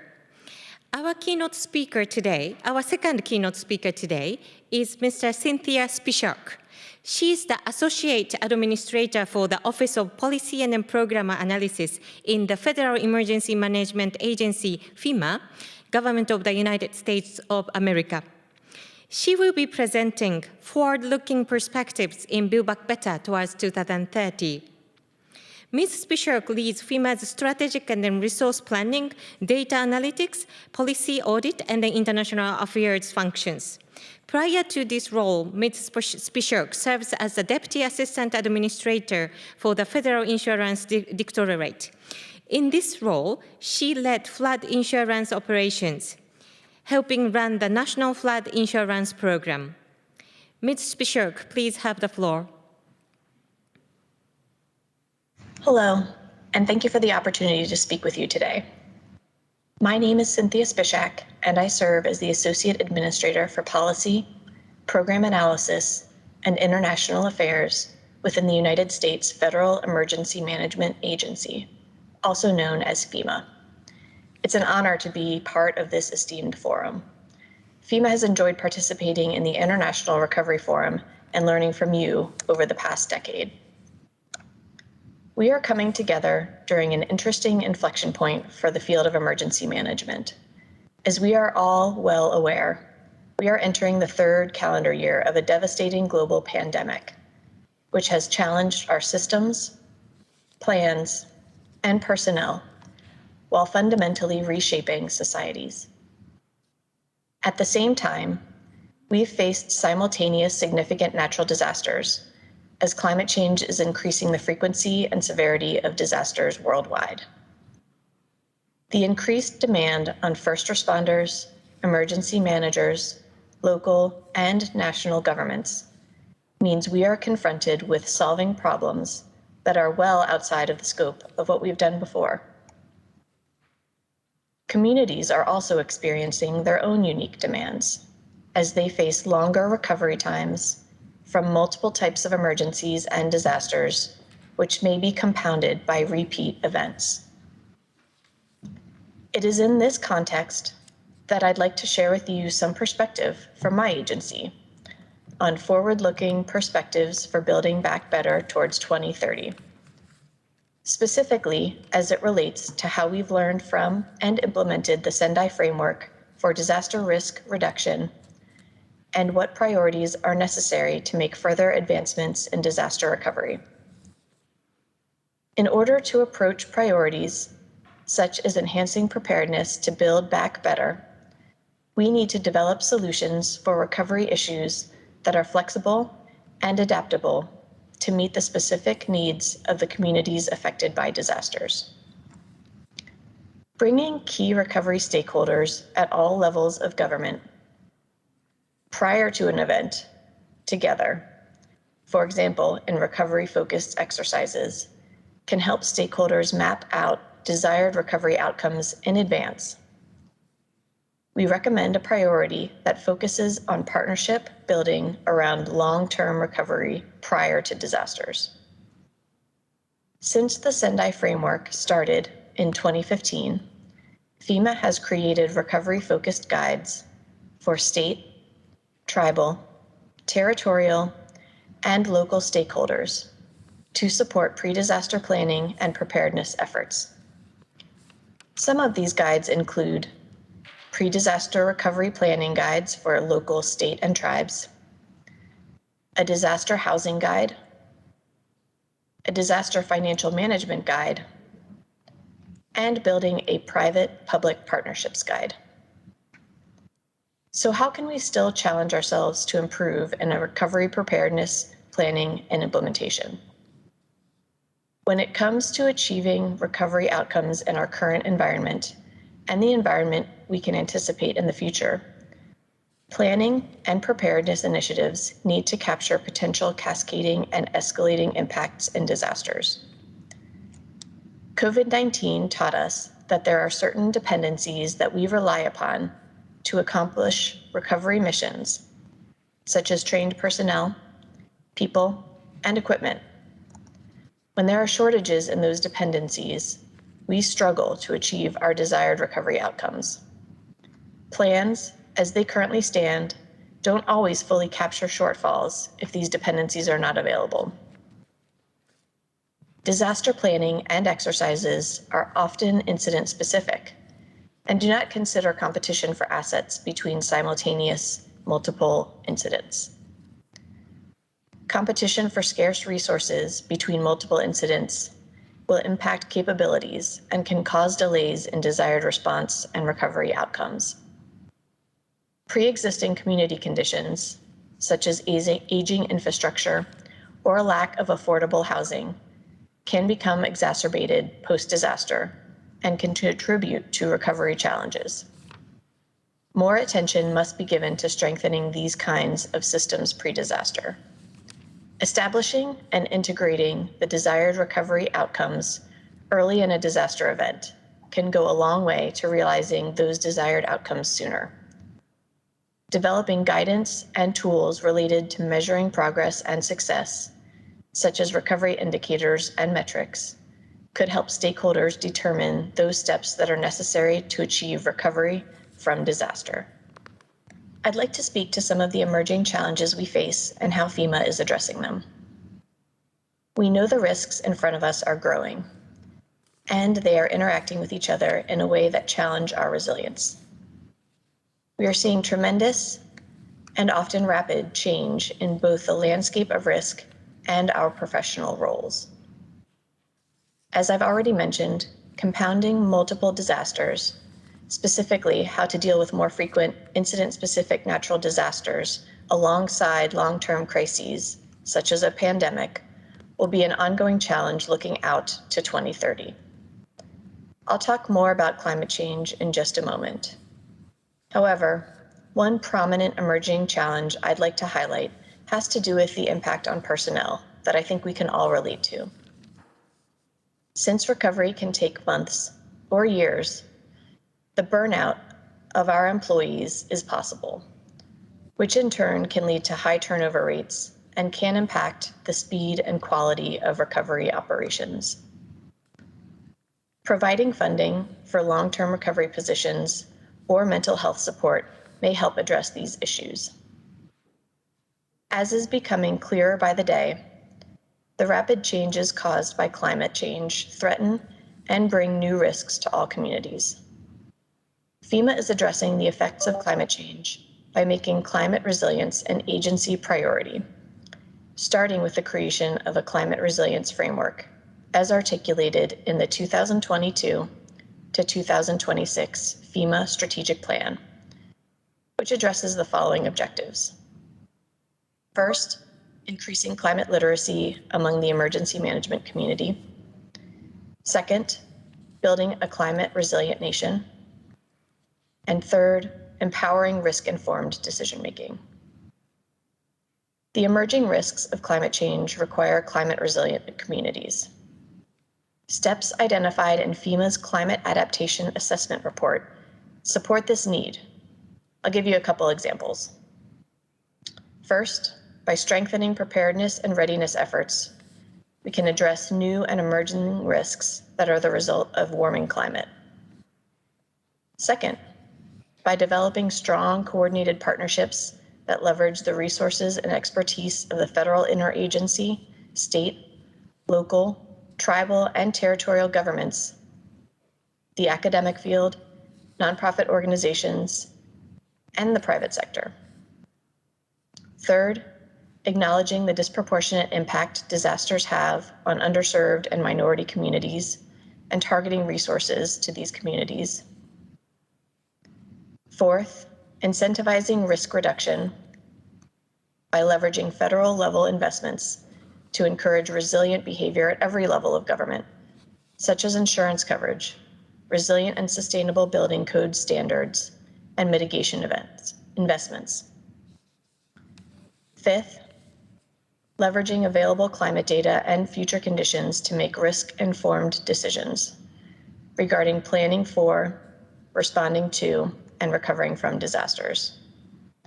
And last, but not least, building climate resilience and adaptation knowledge and capability within the global emergency management field. FEMA has also taken many steps to address climate change through changes in our programs. I'll give you a couple examples. Our Recovery Office is maximizing and expanding mitigation funding provided to communities through its public assistance program. It will incorporate climate adaptation and change into risk reduction assistance and develop and implement national risk reduction efforts with our mitigation office.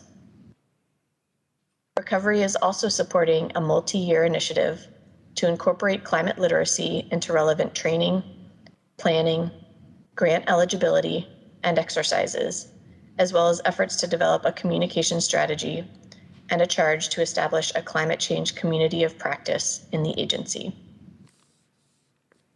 As the risks of climate change increase, the risks to underserved communities also increase.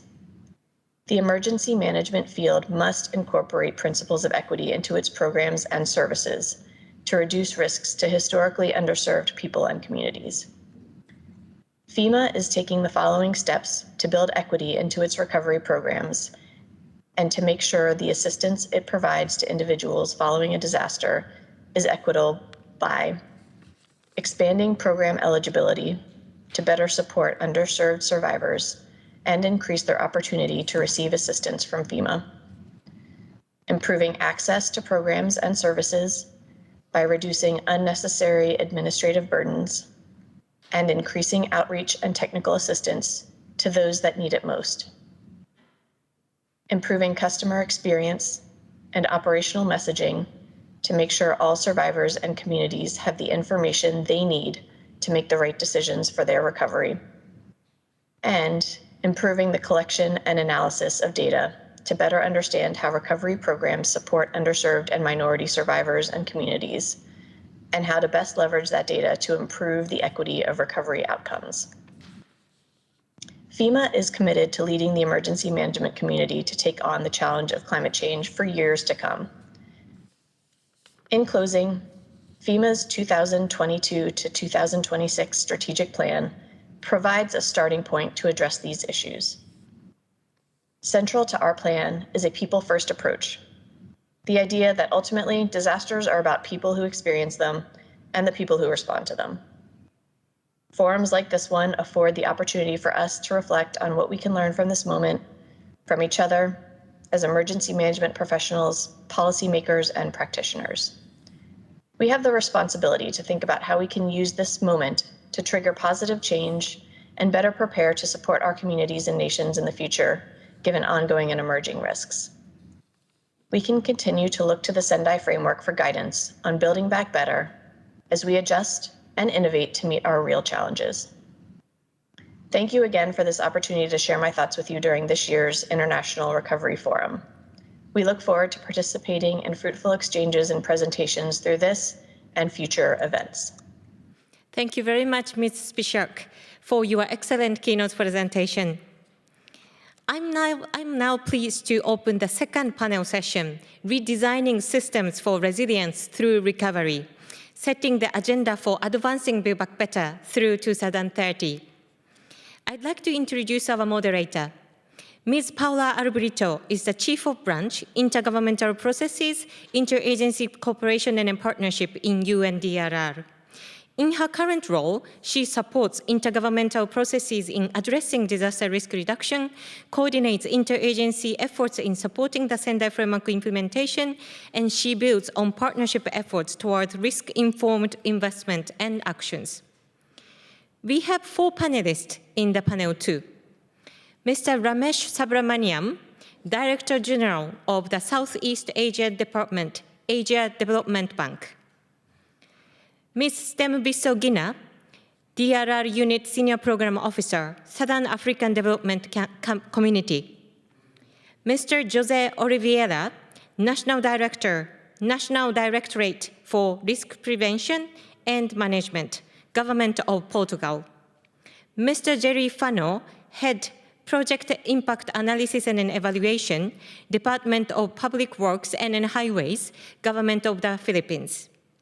We will again ask Mr. TAKEYA from JICA to join as a discussant later. The forum program is available at the IRP website together with the biography of all the speakers today. Now, Ms. Albrito, you have the floor. Thank you very much, Yuki. Good morning, good afternoon, and evening to all of you.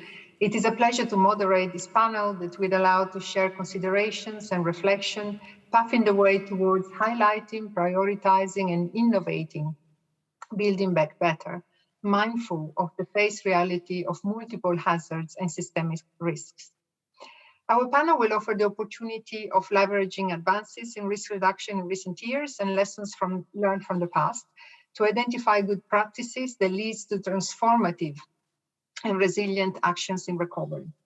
We will explore ways in which countries can build back better in recovery, to further invest in disaster risk reduction and adaptation, to cope with intensifying climate-related events and recurrent disaster losses. As the panelists were already introduced by Yuki, let me turn directly to the heart of the matter, giving the floor to Mr. Ramesh Subramanian, that will share a forward-looking views of disaster recovery for the latter half of the Sendai Framework for Disaster Risk Reduction. It will address ADB's work in the region, including contingent disaster financing. Ramesh, the floor is yours. Thank you so much, Paula. Greetings to all of you. I have a short presentation which I'll take you through, but before I do that, as the first slide is shown, I wanted to express my deepest appreciation to the Cabinet Office of the Government of Japan, as well as to UNDP and UNDRR for organizing this forum. As we've heard, just in the last 25 days, we had a devastating typhoon in the Philippines, southern part of the Philippines, and we had the disaster in Tonga just in the last few days. So clearly this forum, the discussions are very timely. In the first slide, the outline, I will cover two topics if the organizers can flip to the first slide, outline of presentation. I'll cover the evolving approach, ADB's approach and disaster resilience, and how our policy has been shifting towards resilience. And second, I'll focus on financing with particular reference to Southeast Asia, the region kind of closer to where we are right now. Well, we have a global audience, but in terms of looking at the countries that we cover in Southeast Asia. In the next slide, please, under ADB's holistic approach to resilience, the 4 blocks that you see, ecological resilience, physical resilience, financial and social and institutional resilience. These 4 areas have always been present in ADB's work with the developing member countries, but they've been emphasized in different ways. So what we have done, particularly in the last 2 years, is to embed them into our revised policy framework, which you will see. Next slide, please.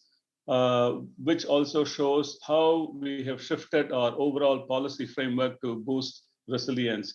The first item here is the revision to the ADB's disaster and emergency assistance policy, which actually is a 2004 framework, which our board approved. The update was approved last year in 2021. In fact, as we were going through the pandemic, this revised framework provides for strengthening our focus on resilience, as well as helping countries to improve the management of residual risk.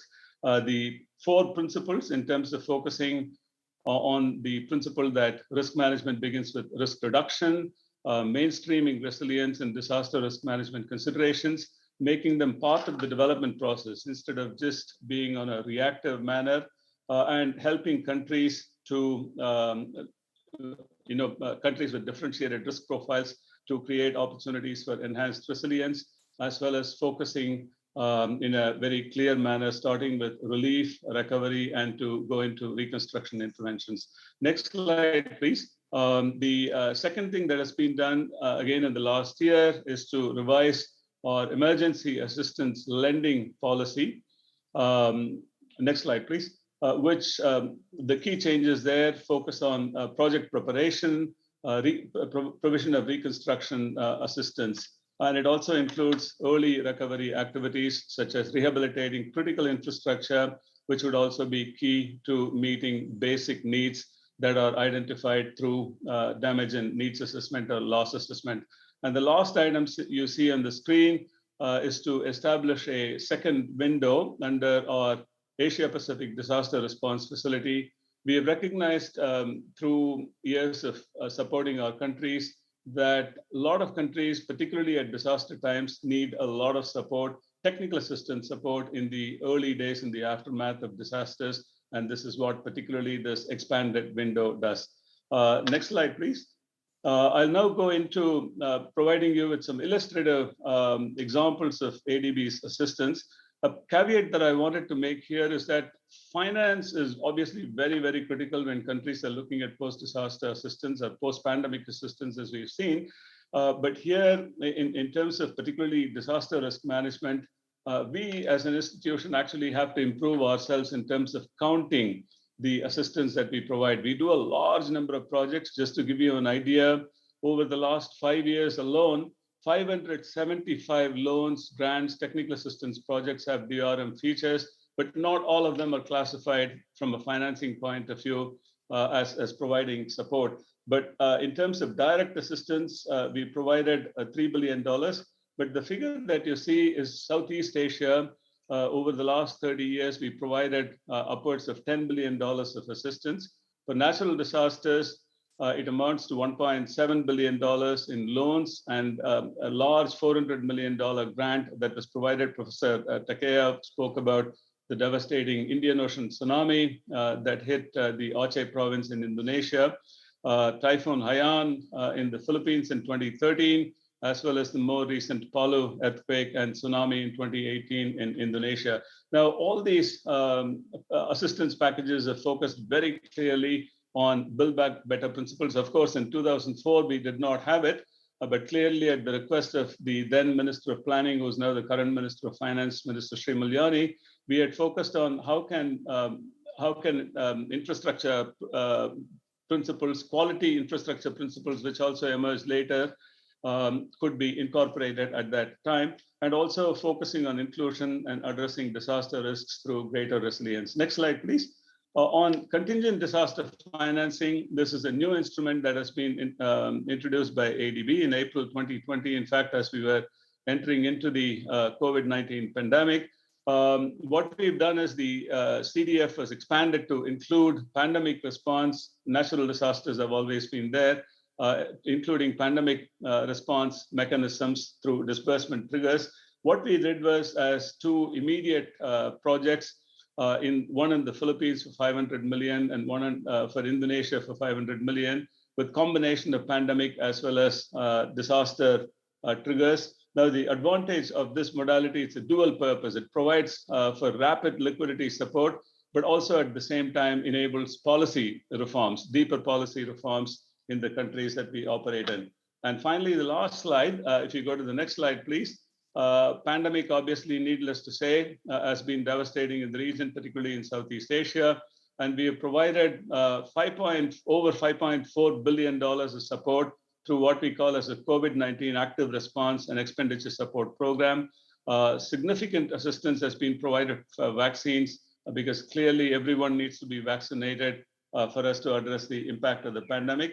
Last slide, sorry, I'll take just less than a minute.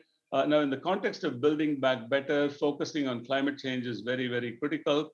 So at COP26 in November in Glasgow, we launched an ASEAN Green Recovery platform in addition to support for energy transition through an ETM, or energy transition mechanism. This, as you see on the screen, it's called also 10x, 10 times leveraging resources that we have from Green Climate Fund, the UK, the EU, as well as Italy. This would be focusing on accelerating the region's recovery from COVID-19. Thanks so much, Paula. Sorry for running a little bit over time. Thank you.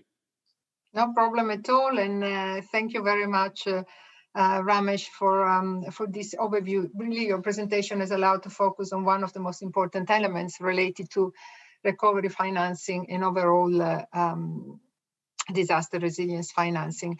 Let me ask you an immediate follow-up questions to your presentation. You highlighted the ADB principle of risk management begins with risk reduction.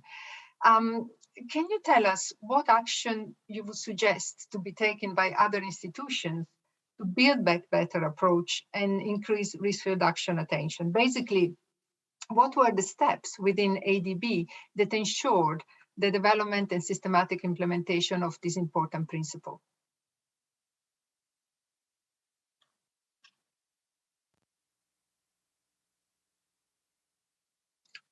You're muted. Sorry. A couple of examples come based on our recent experience. I'll take institutions kind of broadly defined. It's national institutions as well as international institutions. Assistance for capacity building is very, very critical. Now, I mentioned that our recent policy shift is to mainstream risk management, including addressing residual risks as part of the development process. This calls for clearly a more proactive approach. And such an approach clearly is not feasible in all line agencies and all line ministries. So the policy reform assistance that we've been providing, as well as technical assistance, in fact, helps in achieving just that. In Indonesia, both in Indonesia and Philippines, the policy measures that we have supported provides for such a system to be in place, Paula. Thank you very much, Ramesh. And now I would like to pass the floor to Mr. Farrow.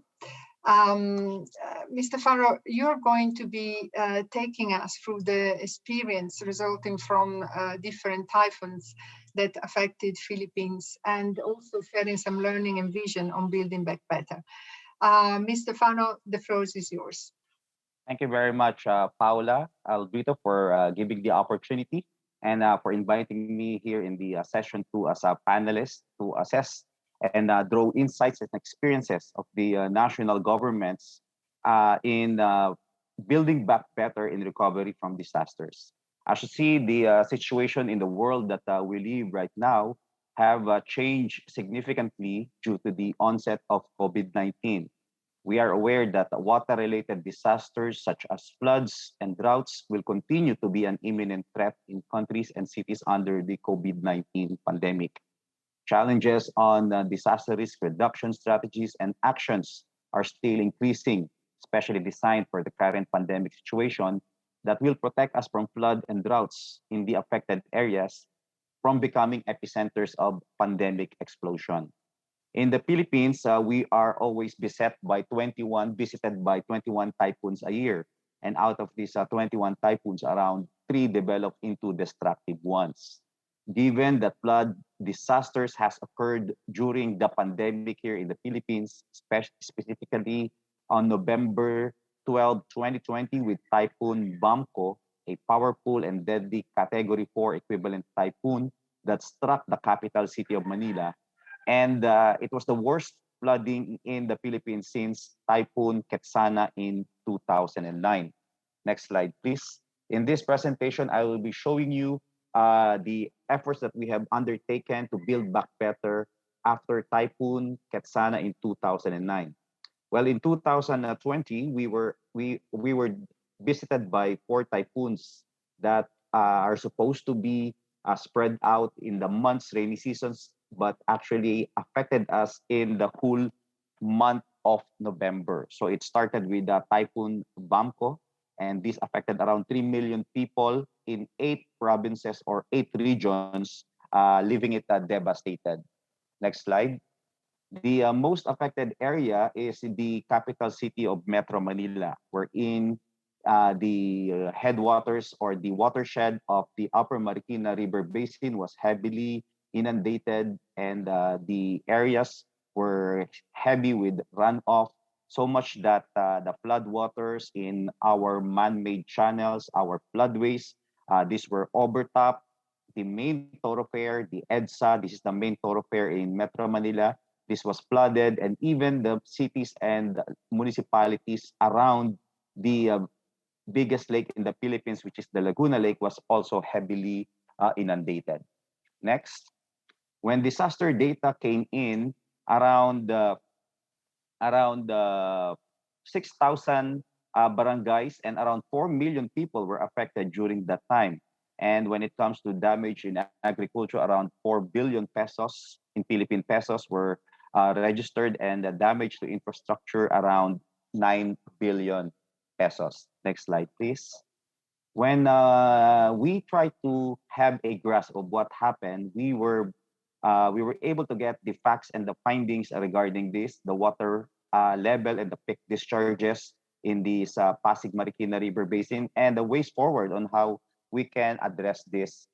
We try to address this through our structural and non-structural measures. Next slide.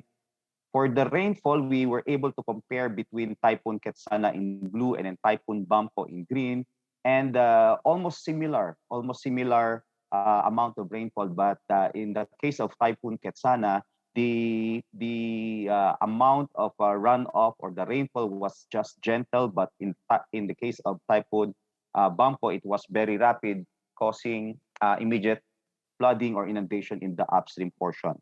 Next slide. In terms of water level in our main river in Pasig Marikina River Basin, we saw that there was a double amplitude in the case of Typhoon Ketsana, whereas in Typhoon Bamko, this was gentle, and this was less than the amount of Typhoon Ketsana.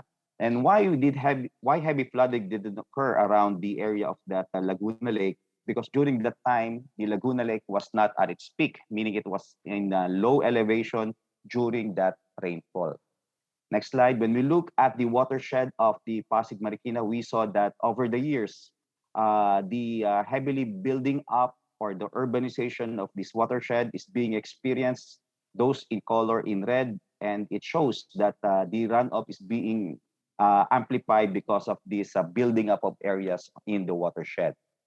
Next slide. Since Typhoon Ketsana in 2009. In 2012, our government has been aggressive in putting in money and budget to construct structural and both non-structural measures. And this is part of the priority to strengthen the disaster risk reduction of the capacity of the government. And you can see that the budget in terms of color orange, you see that this is amplified over the years. Next slide.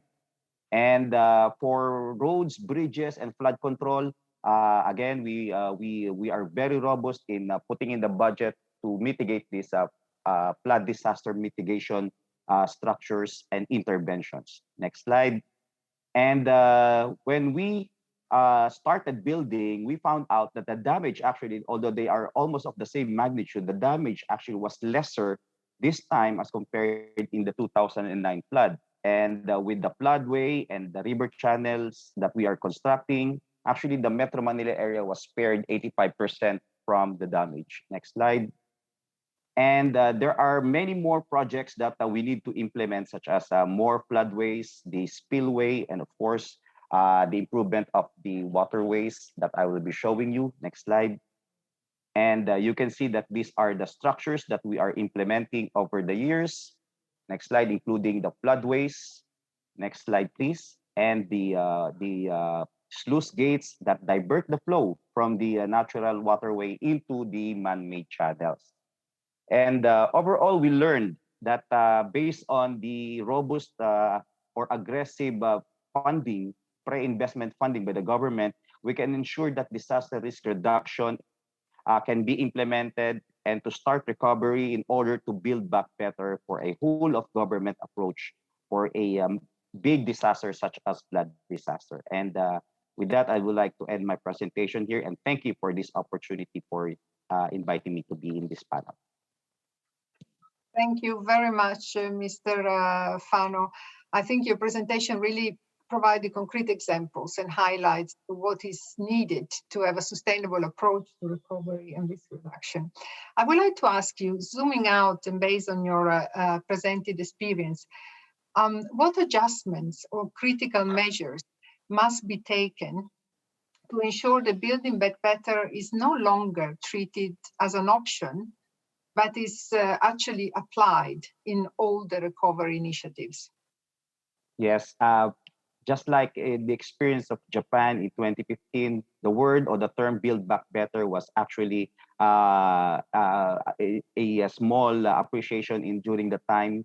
Here in the Philippines, we always try to incorporate this in much of our projects so that we try to build back projects that will ensure the disaster risk reduction in mitigating floods in our case, and of course making the structures more receptive to the needs by improving its design, increasing the design capacities, the parameters, and of course taking into climate change adaptation strategies that will strengthen and make sure that our structures are responsive to the damages or to the magnitude of the floods.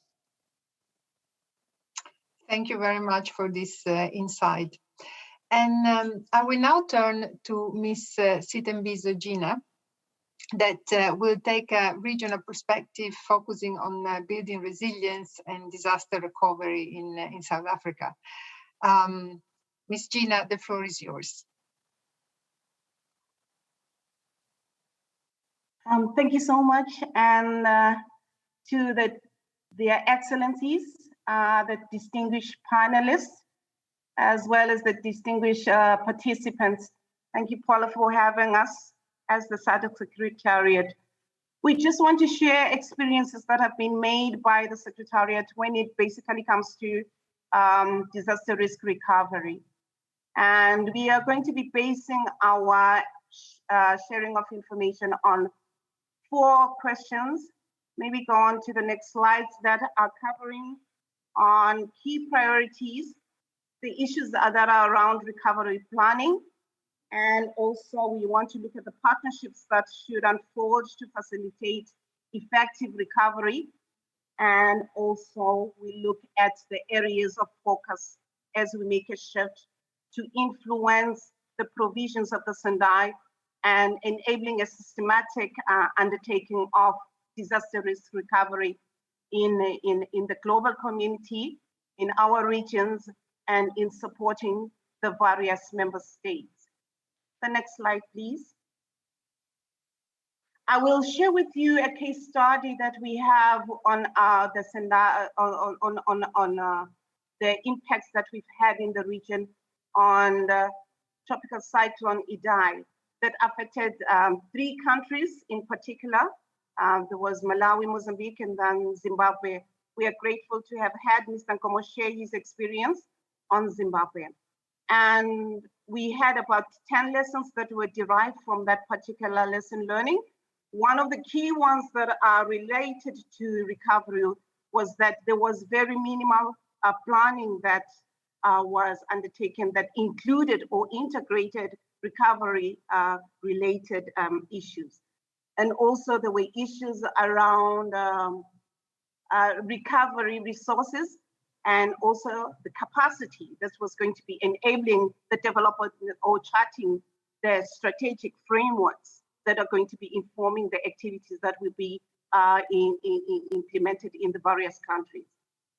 We noted that with various assistance that was provided at the domestic level, at the regional level, and by the international stakeholders, the PDNAs and the RNA actually amounted all the needs for recovery to over $10 billion US. And at this stage, given that this occurred in 2019, there are outstanding efforts that are being made on the ground. Next slide, please. But when we look at the first issue when it comes to the priority, I just wanted us to look at the fact that we have found that we have had challenges with deepened information and knowledge management on the environment and socio-economic landscapes. These come into light when it comes to urbanization, ecosystem deterioration, and also biodiversity. There are many more sectors that we are missing information on, and there are implications on disaster risk management and recovery. There is also lack of comprehensive systematic data collection, modeling analysis and knowledge management approaches towards effective disaster risk management, the interconnectedness of development sectors and the infrastructure, in particular when it comes to provision of the information that is required for access to services and productivity. The issues that are around the facilitative regulatory frameworks and the decision-making processes, and also the capacity for strategic recovery frameworks, financing resources and their instruments, in particular risk transfer options that could be put in place at both global level as well as the regional level, and both from the public and the private sector.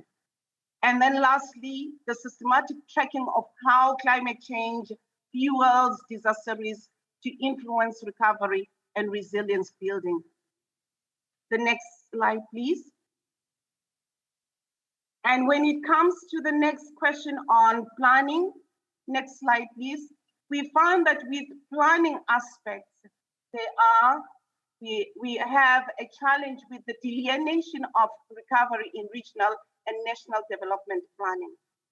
In fact, it is not even integrated in the planning process.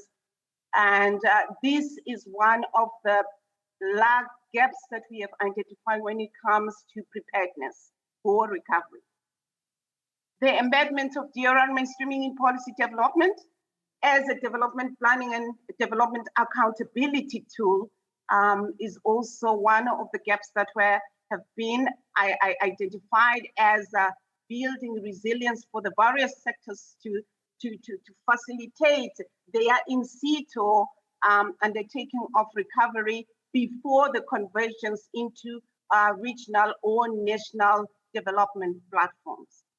We also noted that we need more change when it comes to risk communication and enforcement of the Building Back Better strategies and frameworks provisions. There also needs to be some improvement in risk modeling and capabilities, as well as the predictions of the scale of the risks that we face, as well as the timing of the risk events. And this facilitates timely response, preparedness, as well as early recovery. We need to strengthen sectoral linkages for DRR. At this moment, you find that it is too centralized. And I think that with the mutations of the COVID-19, we have been exposed to the fact that more sectors have been affected, and therefore we need these sectors to be strengthened to facilitate DRR planning.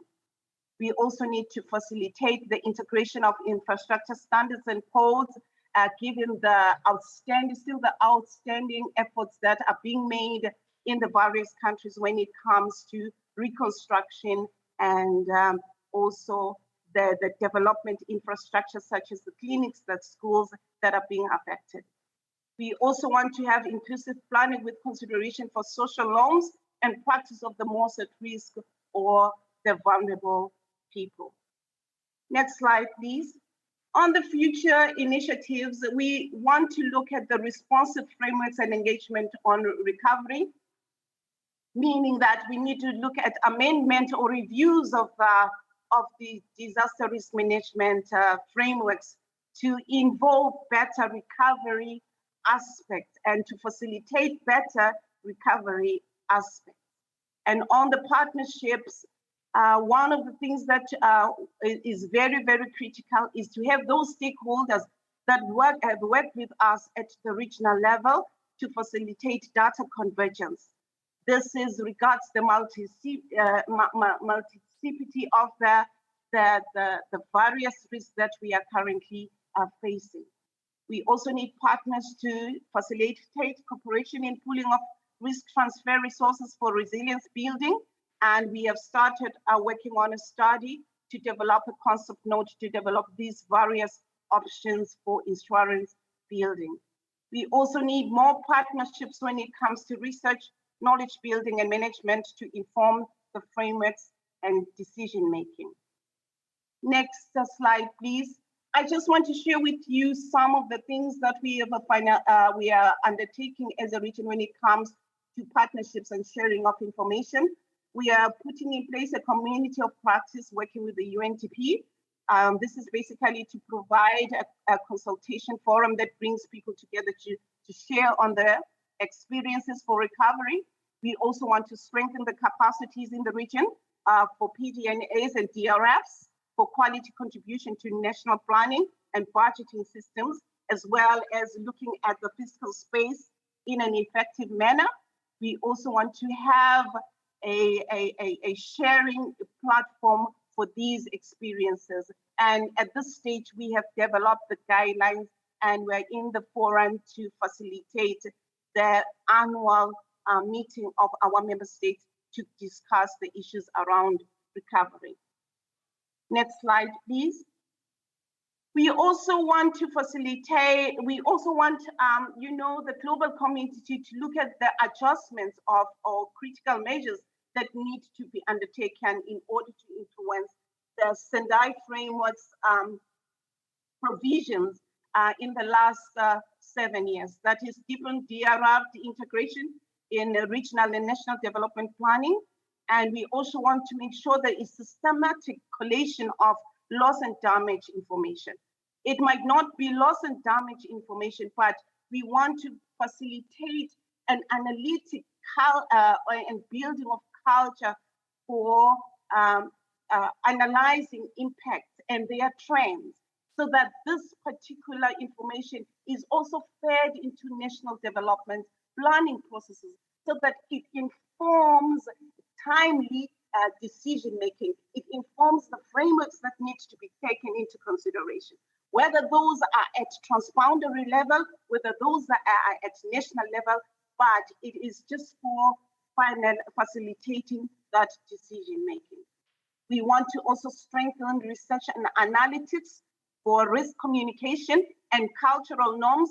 I think that we learned from COVID-19 We want to facilitate gender analysis for inclusive recovery, and also the issue that our economic, our socio-economic and productivity as a people of the SADC region is mainly born out of the informal sector. And in many ways, this informal sector has not been really analyzed to know that how does it influence the recovery frameworks that need to be taken in place. And this is just one area where we need more insight and quantification in order to influence the issues that are key to the vulnerable people that are pertinent to their situation. In this regard, I just want to thank you. We go on to the last slide for your attention and for providing SADC with the opportunity to share their experiences. Over to you, Paula. Thank you very much, Ms. Gina, for this very comprehensive insight, really looking at recovery planning and partnership, touching upon lessons learned, also accompanied by the challenges and the gaps that needs to be addressed. Can I ask you a question in a very succinct manner, as you already touched upon in your presentation? You spoke about partnership. Out of the experience you have had, what are, in your view, the new initiative and partnership that should become available to governments in order to move forward this agenda?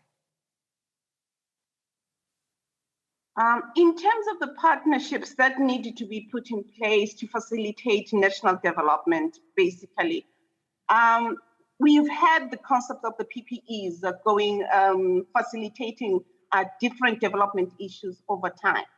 And I think that we need to enable that, in particular on one sector now, when it comes to risk transfer.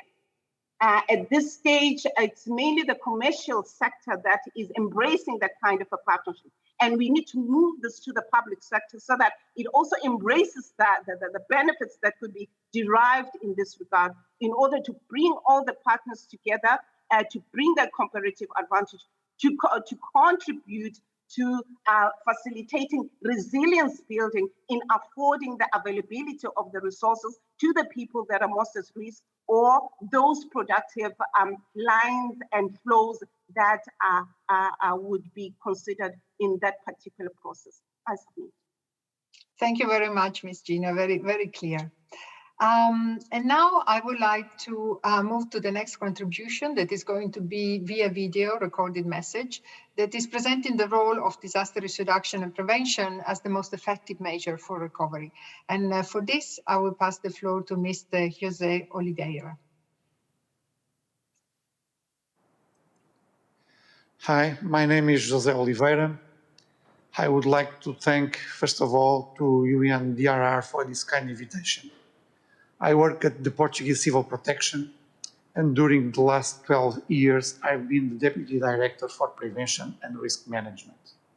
I'm also the national focal point for the Sendai Framework. In Portugal, the National Platform for Disaster Risk Reduction is very active and aggregates a lot of entities from the public and private sectors, investigation institutes and universities, professional associations, and other relevant ones like the Portuguese Association of Insurers and the municipalities, namely the ones that integrate the Making Cities Resilient 2030.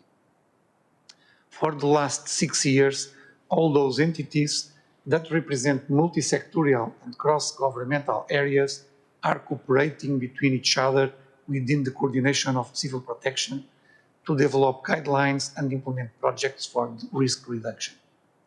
At the same time, the government considered that an effort should be done to make prevention a priority. This means more emphasis in prevention policies and the need to change paradigm from response to prevention. To operationalize this as a first step, a national strategy for preventive civil protection was published in October 2017 for a 3-year period, 18 to 20. After this first, I should call it pilot, a second national strategy for preventive civil protection was published during 2021, a strategy for the next 10 years. The actual strategy includes different sectors, and it is in line with the Sendai framework as expected, and of course with the European roadmap recently approved. This strategy considers more than 100 operational objectives, and many of those objectives are related to prevention and mitigation activities. For example, the structural intervention in public buildings, mainly schools and hospitals, but also cultural heritage buildings against seismic risk. Another important and transversal strategy objective is to improve public information and communication. It will be decisive due to the need to bring people awareness to risk reduction and the implementation of a risk reduction strategy. Anyway, considering the few minutes, I will direct the intervention specifically to our most destructive risk, forest fires. Forest fires killed more than 100 citizens during 2017 and destroyed a lot of houses and small industries, mainly located in the rural-urban interface. After this tragic year, the government published legislation related to building construction techniques for reconstruction, but also to new buildings in the rural-urban interface. So, depending on the risk map and specific location of buildings, the requirements are going beyond the usual standards in a progressive way. Of course, this raised the total cost of construction, and this is always a problem for some other political sectors, like the Ministry of Economy or Tourism, that look at these extra costs as constraints to investors. And I can say that we couldn't impose effective restrictions to new constructions in some specific areas related to the distance to be considered between houses and forest. And this distance remained the same as in previous legislation. So, in the name of progress and economy, not every condition or restriction proposed by civil protection could be included in this new legislation. And to combat this, we think that more risk awareness is needed for all our society. Other programs were also implemented, focused on nature-based solutions that are at the same time sustainable and contribute to reduce the risk of forest fires. These programs are financed by the state, and even with limited budgets, they can contribute to a better land use planning and reduce risk, and also to end the progressive abandon and desertification of rural areas. To resume, adequate legislation and an appropriate strategy for public information are key factors, but financial support or tax compensations must be put in place by governments in order to allow citizens or entities with less financial resources to support resilience investments. So, the road is long and the process is slow, but we are moving in the right direction. Thank you.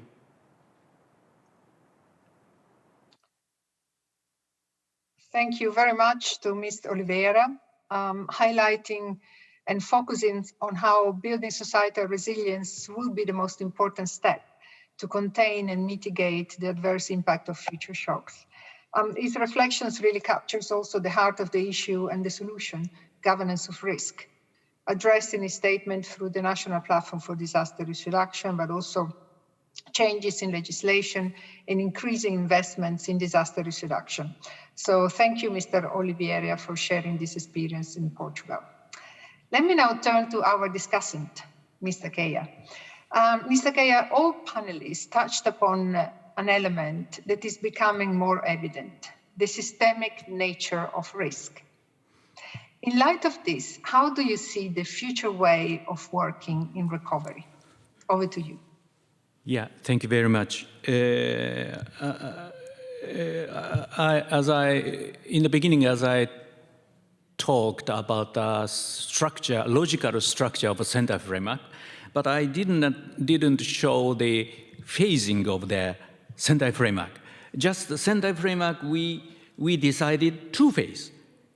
Phase 1 is from 2015 to 2020 to set up national and local DRR strategy. By 2020, only one target, limited to 2020. So using this plan, we are now in the implementation phase from 2020 to 2030. So Ramesh-san said about the very, how to say, logical framework of ADB about the four how to say, strategy about the ecological resilience and the physical resilience and financial resilience and the social institutional resilience. It's a very practical categorized. I'm very impressed.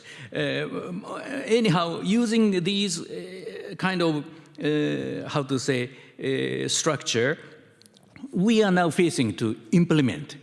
So for the financial strategy or financial resiliences, Ramesh-san talked about some support for the finance. In the world, after the disaster for the BBB, just after the Sumatra tsunami and several disasters, what happened in the world? So many donors rushed to the disaster country, suffered country, and say, we want to support, we want to support. So that donors' coordination is too much big load to the suffered country. So since then, we established PDNA or system or framework system to make the single focal point to the government. But anyhow, concept is still, we have many concepts of each donors.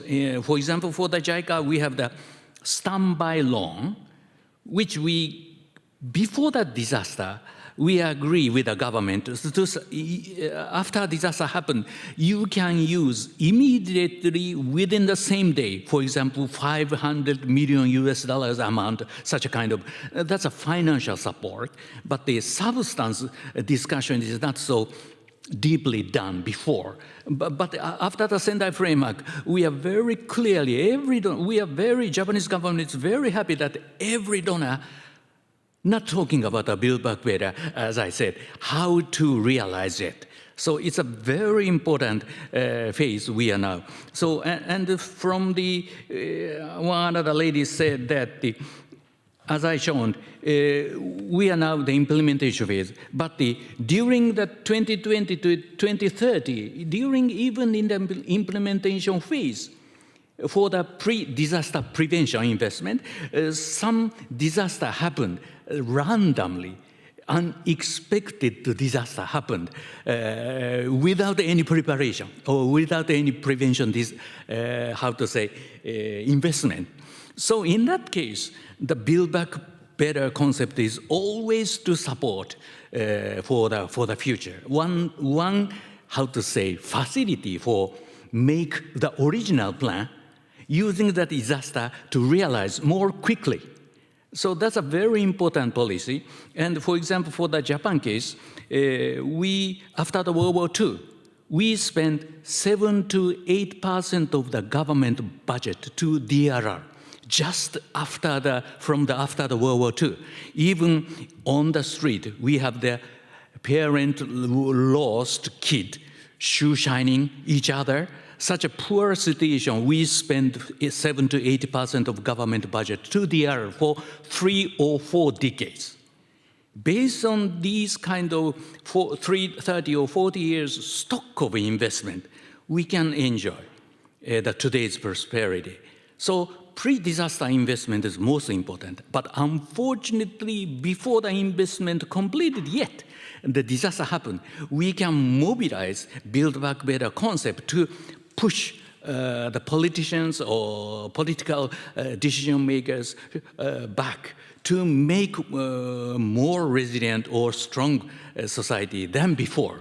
So from that point of view, I personally don't doubt about a Build Back Better. No one discussed about the importance of Build Back Better. Everyone realized the importance of the Build Back Better. So next is how to realize it.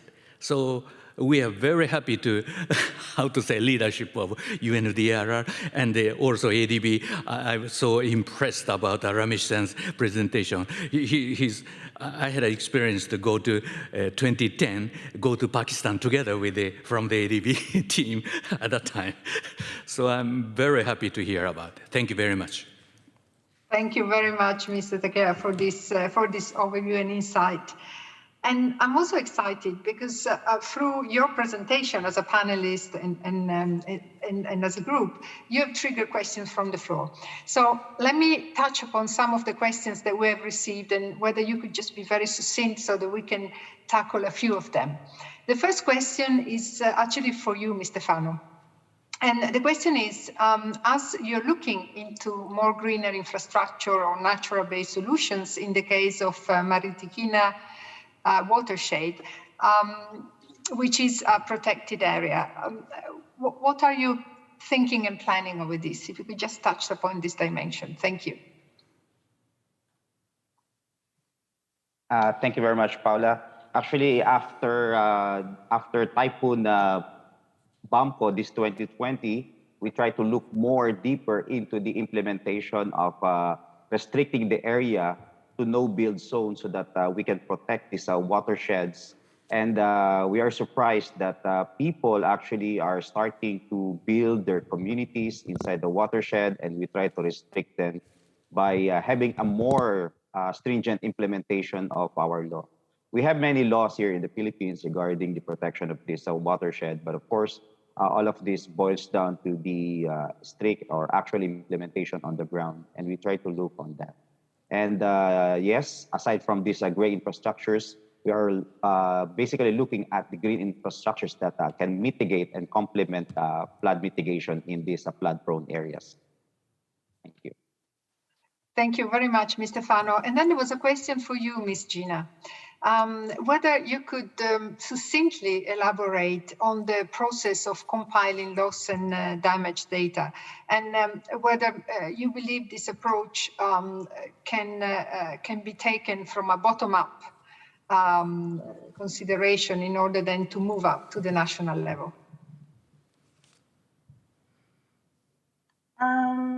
At this stage, I think the bottom-up approach is what we have been facilitating. We got support from the EU, whereby we will be building the necessary capacities. And at this stage, several member states have developed their loss and damage databases. However, some of them are not functional enough to inform policy making and programming. So we're going to start building those necessary capacities for capture and also facilitate at sectoral level.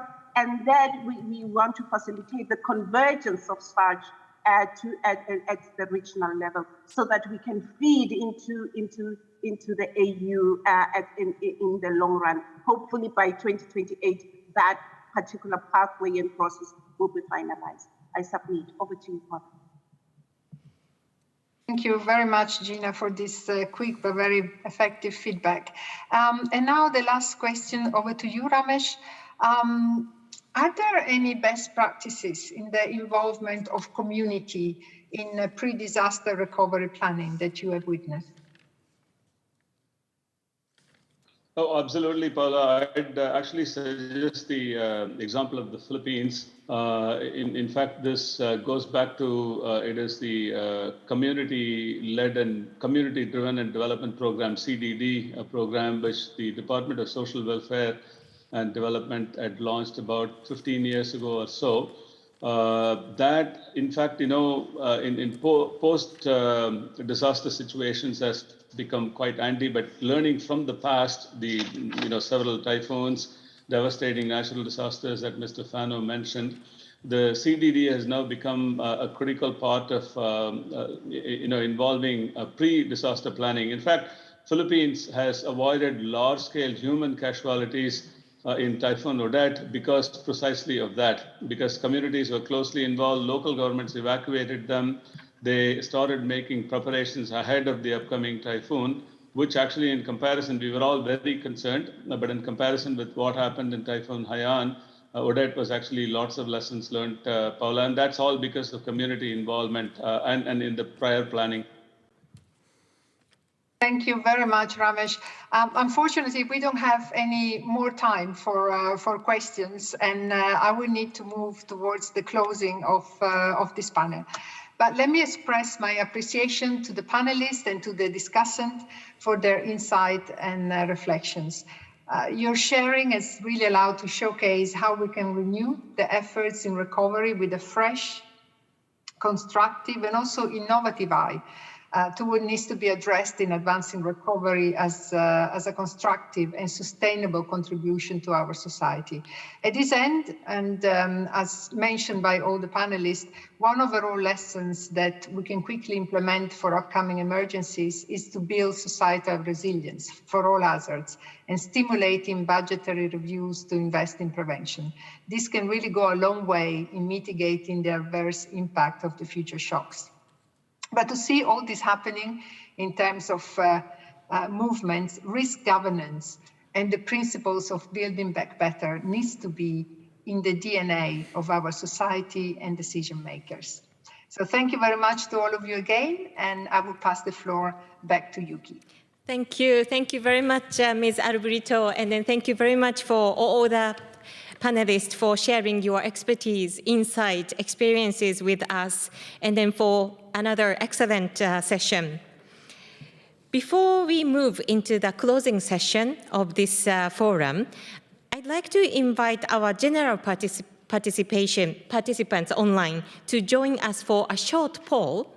We have 2 questions for you today. We are interested in your point of view on 2 of these key questions for the midterm review we considered today. I will post these 2 questions on the screen for a short time, and then if general audience participating online could vote one of your answers, one of your answers shown on the screen, that would be great. Let me show the poll question here.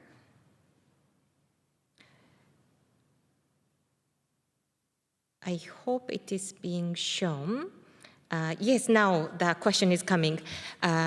Vote is coming. So let me read out the questions for your information while people are answering the questions. So the first question is, from the experience of your country, what do you consider to be the primary enabler to build back better? That is the first question. And then you have 5 choices, and then please select one. The first choice, A, recovery policy, law and regulation. B, pre-disaster recovery planning. C, technical capacity. D, multi-stakeholder participation. E, long-term financing. This is the choice of first question. And then I have also posted the question 2. Question 2 is, what recovery theme or area would you wish to be strengthened through 2030? So that is the second question. And then you have 6 choices. Please select one. Damage and needs assessments, recovery financing, inclusive recovery, partnerships and international cooperation, pre-disaster recovery planning, addressing systemic risk in recovery. So these are the 6 choices. And then now vote is increasing. So please let me wait for another 10 seconds. Yes, actually, quite a good rate of the reply, but it's still going up. So please let me. Okay, it stops going up. So I assume the majority has answered already. So please let me stop the votes. Let me wait for another 5 seconds. It's still ongoing, some of them. Yes, okay. So let me stop the vote here. Then let me immediately show the result. So for the first question, from the experience of your country, what do you consider to the primary enabler to build back better? number one answer is recovery policy law regulation, which is followed by the number two, pre-disaster recovery planning. So according to your perspective, recovery policy law and then regulation, and then also pre-disaster recovery planning are the highest priority in terms of the enabler for building back better. And then let me see the second question. What recovery theme or area would you wish to be strengthened through 2030? The number one answer is B, recovery financing, which is followed by inclusive recovery. So that is the immediate result of these two polls, and then we are going to include the result within the report of the IRP Forum 2022, which will be uploaded later at the IRP website. So please, I will stop sharing the result. Yes, so if you are interested in knowing more about the result of this poll, please visit our website later. So having finished this, let me stop the share. Yes, okay. So thank you very much for participating in this poll exercise. Now, before we move on to our closing session, on behalf of the International Recovery Platform, I'm pleased to announce the pre-launch of the renewed IRP website. The IRP website is at the core of IRP's efforts to share recovery knowledge and experience. It has served the global community well for more than a decade as a premier repository of resources to support all stakeholders with resilient recovery. The renewed IRP website builds on IRP's strengths in knowledge management. The renewed site is more comprehensive than its predecessor and then curates recovery resources in new ways to support learning and engagement. The pre-launch will keep both sites, old one and then new one, open and active while we transit from the current one to the new site. We look forward to sharing this valuable recovery knowledge source with you and to working with you to continue to build on the IRP website. And then also, I saw one of the questions within the Q&A function. Many of you are interested in looking at the presentations later. So we are also going to upload all the presentation upon consent of each panelist on this IRP website. So please visit the IRP website for those presentations. So now I'd like to open our final session of the program. It is my great pleasure to hand the floor back to Ms. Paola Arboreto for her final reflections on the forum. Ms. Arboreto, please, you have the floor. Thank you. Let me start by saying that the capacity of sharing, communicating, and highlighting way forward on recovery and building back better today has been impressive. The event has distilled significant progress in enhancing understanding of building back better principles and operationalize them. Very difficult word to say out. We have heard today progress in ensuring that science-informed and evidence-based planning and processes to ensure building back better, and the added value of multi-stakeholders engagement, particularly in the private sector and the local community. Recovery efforts require an all-of-societal approach with coordinated and complementarity actions across sectors and stakeholders groups that go beyond traditional silos. Without this, we shall not succeed in building a resilient and sustainable recovery, including because emerging recovery measures are more likely to be accepted by recovering population.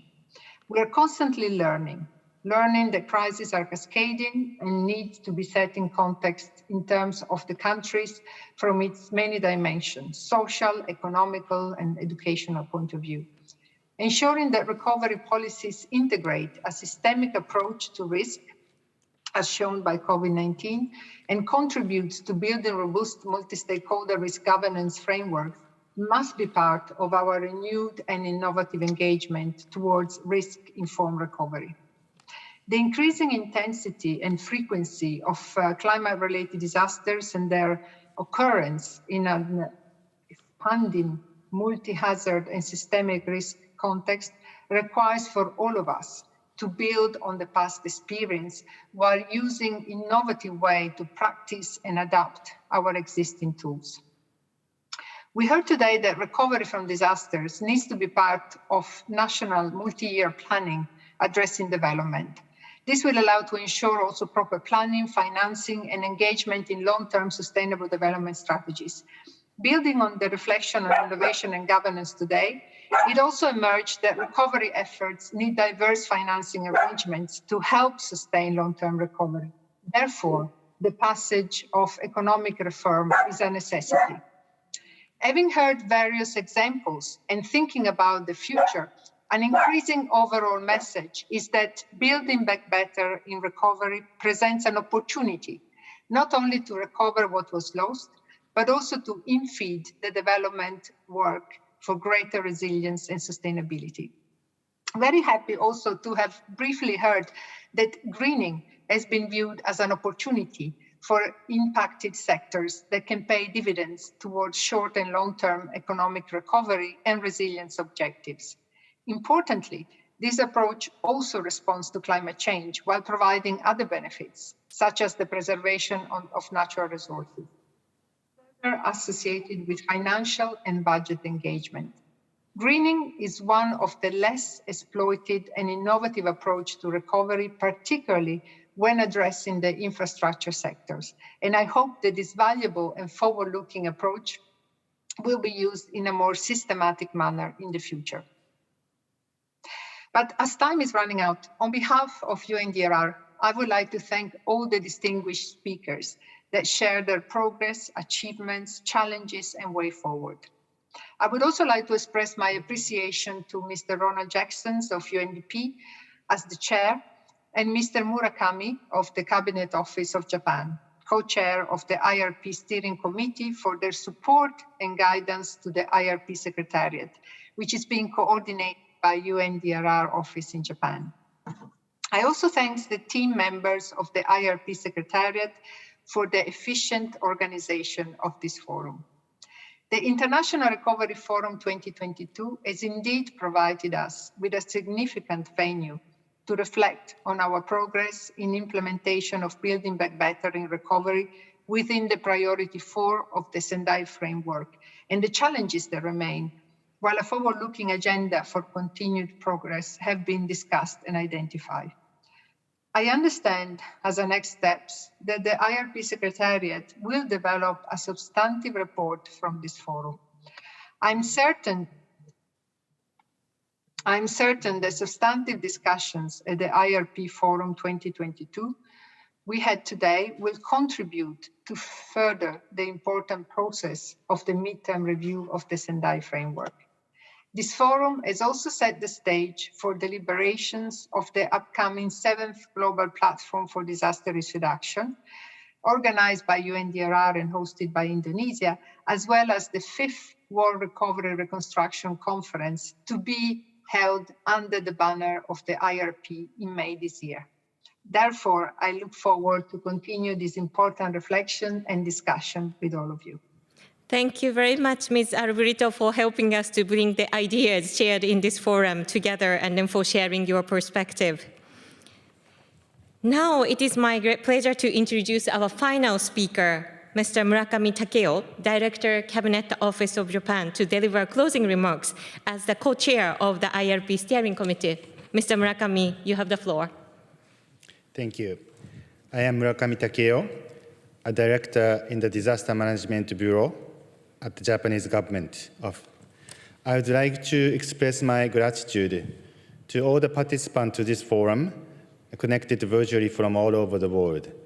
And I also would like to give my condolences to the affected people by the recent volcanic eruption in Tonga. Japan was a part of the affected countries, and tsunami alert was observed. And this reminded me that the world is connected and we need to manage disasters together. I am participating in this forum from the city of Kobe, Hyogo Prefecture of Japan. 2 days ago, 17th of January, the memorial ceremony for the greatest Hanshin-Awaji earthquake took place here in Kobe. The most highlighted message during the ceremony was to remember. 27 years has passed since the earthquake. The city has completely been rebuilt, and the new generations has grown. It is getting more and more important to remember and inherit the disaster memories and lessons. It is therefore highly significant that this forum, which marks the 18th anniversary this year, continues to be held here in the city of Kobe every year and disseminates the importance of Build Back Better to all over the world. In today's forum, from distinguished speakers and panelists from national and local governments, as well as from international organizations, participated and discussed the achievements so far on promoting Build Back Better and its future outlook at the midpoint of the implementation period of the Sendai Framework for Disaster Risk Reduction. The reflections and summary of today's forum was nicely captured and presented by Mr. Paolo Albrito of UNDRR. I am sure that the outcome of the forum will be an indispensable piece of input toward the midterm review of the Sendai Framework, which is under preparation by the UNDRR toward 2023. I would like to reiterate here that the Build Back Better does not merely mean the reconstruction of infrastructure, nor the efforts by the public sector. Sharing disaster lessons and raising awareness of citizens will increase the resilience of communities, and this is an integral part of Build Back Better. For this reason, the Cabinet Office organizes a national conference on disaster risk reduction and engages all stakeholders from every sector to participate. The annual conference was started following the adoption of the Sendai Framework, and this year's conference is planned to be held here in Kobe in October. We would like to make this another opportunity to disseminate the earthquake experience to the citizens and all the stakeholders in Japan. Finally, I would like to conclude my remarks by repeating my appreciation to all the participants to the forum and to the IRP partners who give continuous support to the activities of the IRP and its secretariat. I hope today's discussion will contribute to the efforts by all the recovery practitioners all across the world. Thank you very much for your attention. Thank you very much, Mr. Murakami, for your closing remarks. It is now time for me to bring this forum to a close. I'd like to thank all of our distinguished speakers and the moderators. I also like to thank all the participants for joining us from around the world. You will shortly receive a survey to your registered email address, and we will be very grateful if you could share your feedback with us. If you wish to watch any of these sessions again or to review the forum report or presentations, please visit at the IRP website. We can also have the YouTube where we are going to upload the video on demand as well. Having shared this, on behalf of the International Recovery Platform, thank you so much for your participation.